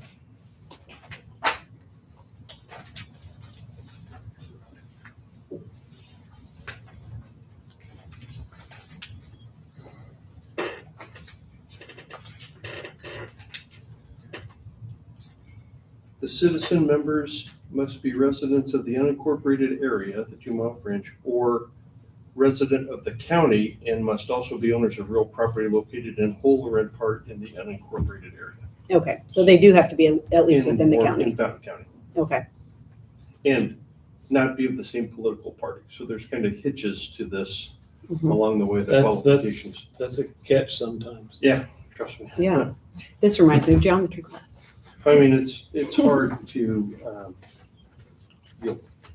try Benton counties when it's like 100% Republican and, or independent, Mhm. which are the Democrats that want to run for office. Basically, it's hard to fill a board if you're going to comply. So we've asked the Attorney General for interpretations of that, and they say, advertise it, do the best you can, and if you can't, make a note of it, but appoint full membership. Okay, thank you, Judd. And then the second one was I asked about, can you have a felony charge and still set on as an appointee to a board for the city of Attica? Yes. And there was a law introduced in January of 2025 that was House Bill 1157 that would have prohibited that, and it got assigned to a committee. It's never come out of the committee. But we can actually, as a city council, push an ordinance through. Qualifications on boards. Okay. Okay, thank you. That's all I have. Jimmy? I'm good. It's been pretty eventful night. A lot of information to read up on. Pass that down to John, please. I do have one other quick one, I guess. I've had a few people did ask about the limb pickup. I mean, it's at the first week of the month. It's the first Monday of the month, and they'll keep at it until they get them all. So if they don't get you on Monday, they'll get you on Tuesday, Wednesday, Thursday. Unfortunately, this It's month, been busy. That's what I we've told had them. to keep the water on, and Yes. the limb pickup took a That's what I told them. We got a backseat probably. way back seat to keeping the water going. Okay. We do have the leak isolated. We don't have a permanent fix yet. Yeah. We've got unfortunately, the water is shut off at the campsites down at the river right now as part of that. So we're trying to figure out a way to get that rerouted and get water back down there. But I'm just very thankful of the work that the city guys did and in identifying where it was at and keeping us from running completely out of water. I think they've done a great That was an job. emergency. I've not seen any flux in our water at my factory or here. I don't either one. Well, we were pumping and the water level kept dropping in the tower and the reservoir. So we were losing ground every minute. And they finally got that turned around to where we could get it filled back up and gain ground on it. So people probably didn't notice the difference. Yeah. They probably didn't notice a drop in pressure or anything like that. But if you're the guy sitting there watching the tower and the level in the tower, you're getting really nervous. Yeah. And that was me. Yeah. That's what I got. Okay, Nate? I can congratulate our retiring fireman, Mr. Tim Blackburn, for his retirement, and thank you for 25 years of service. That's phenomenal. We appreciate everything he's done for us, and I wish him the best of luck on this new chapter of his life. Okay. I'll entertain a motion to adjourn. I'd like to make a Motion to motion. adjourn. I'll second it. All in favor? I Judd, you want this back? You can have it. Just, it says. Johnny Ratty, so shiny.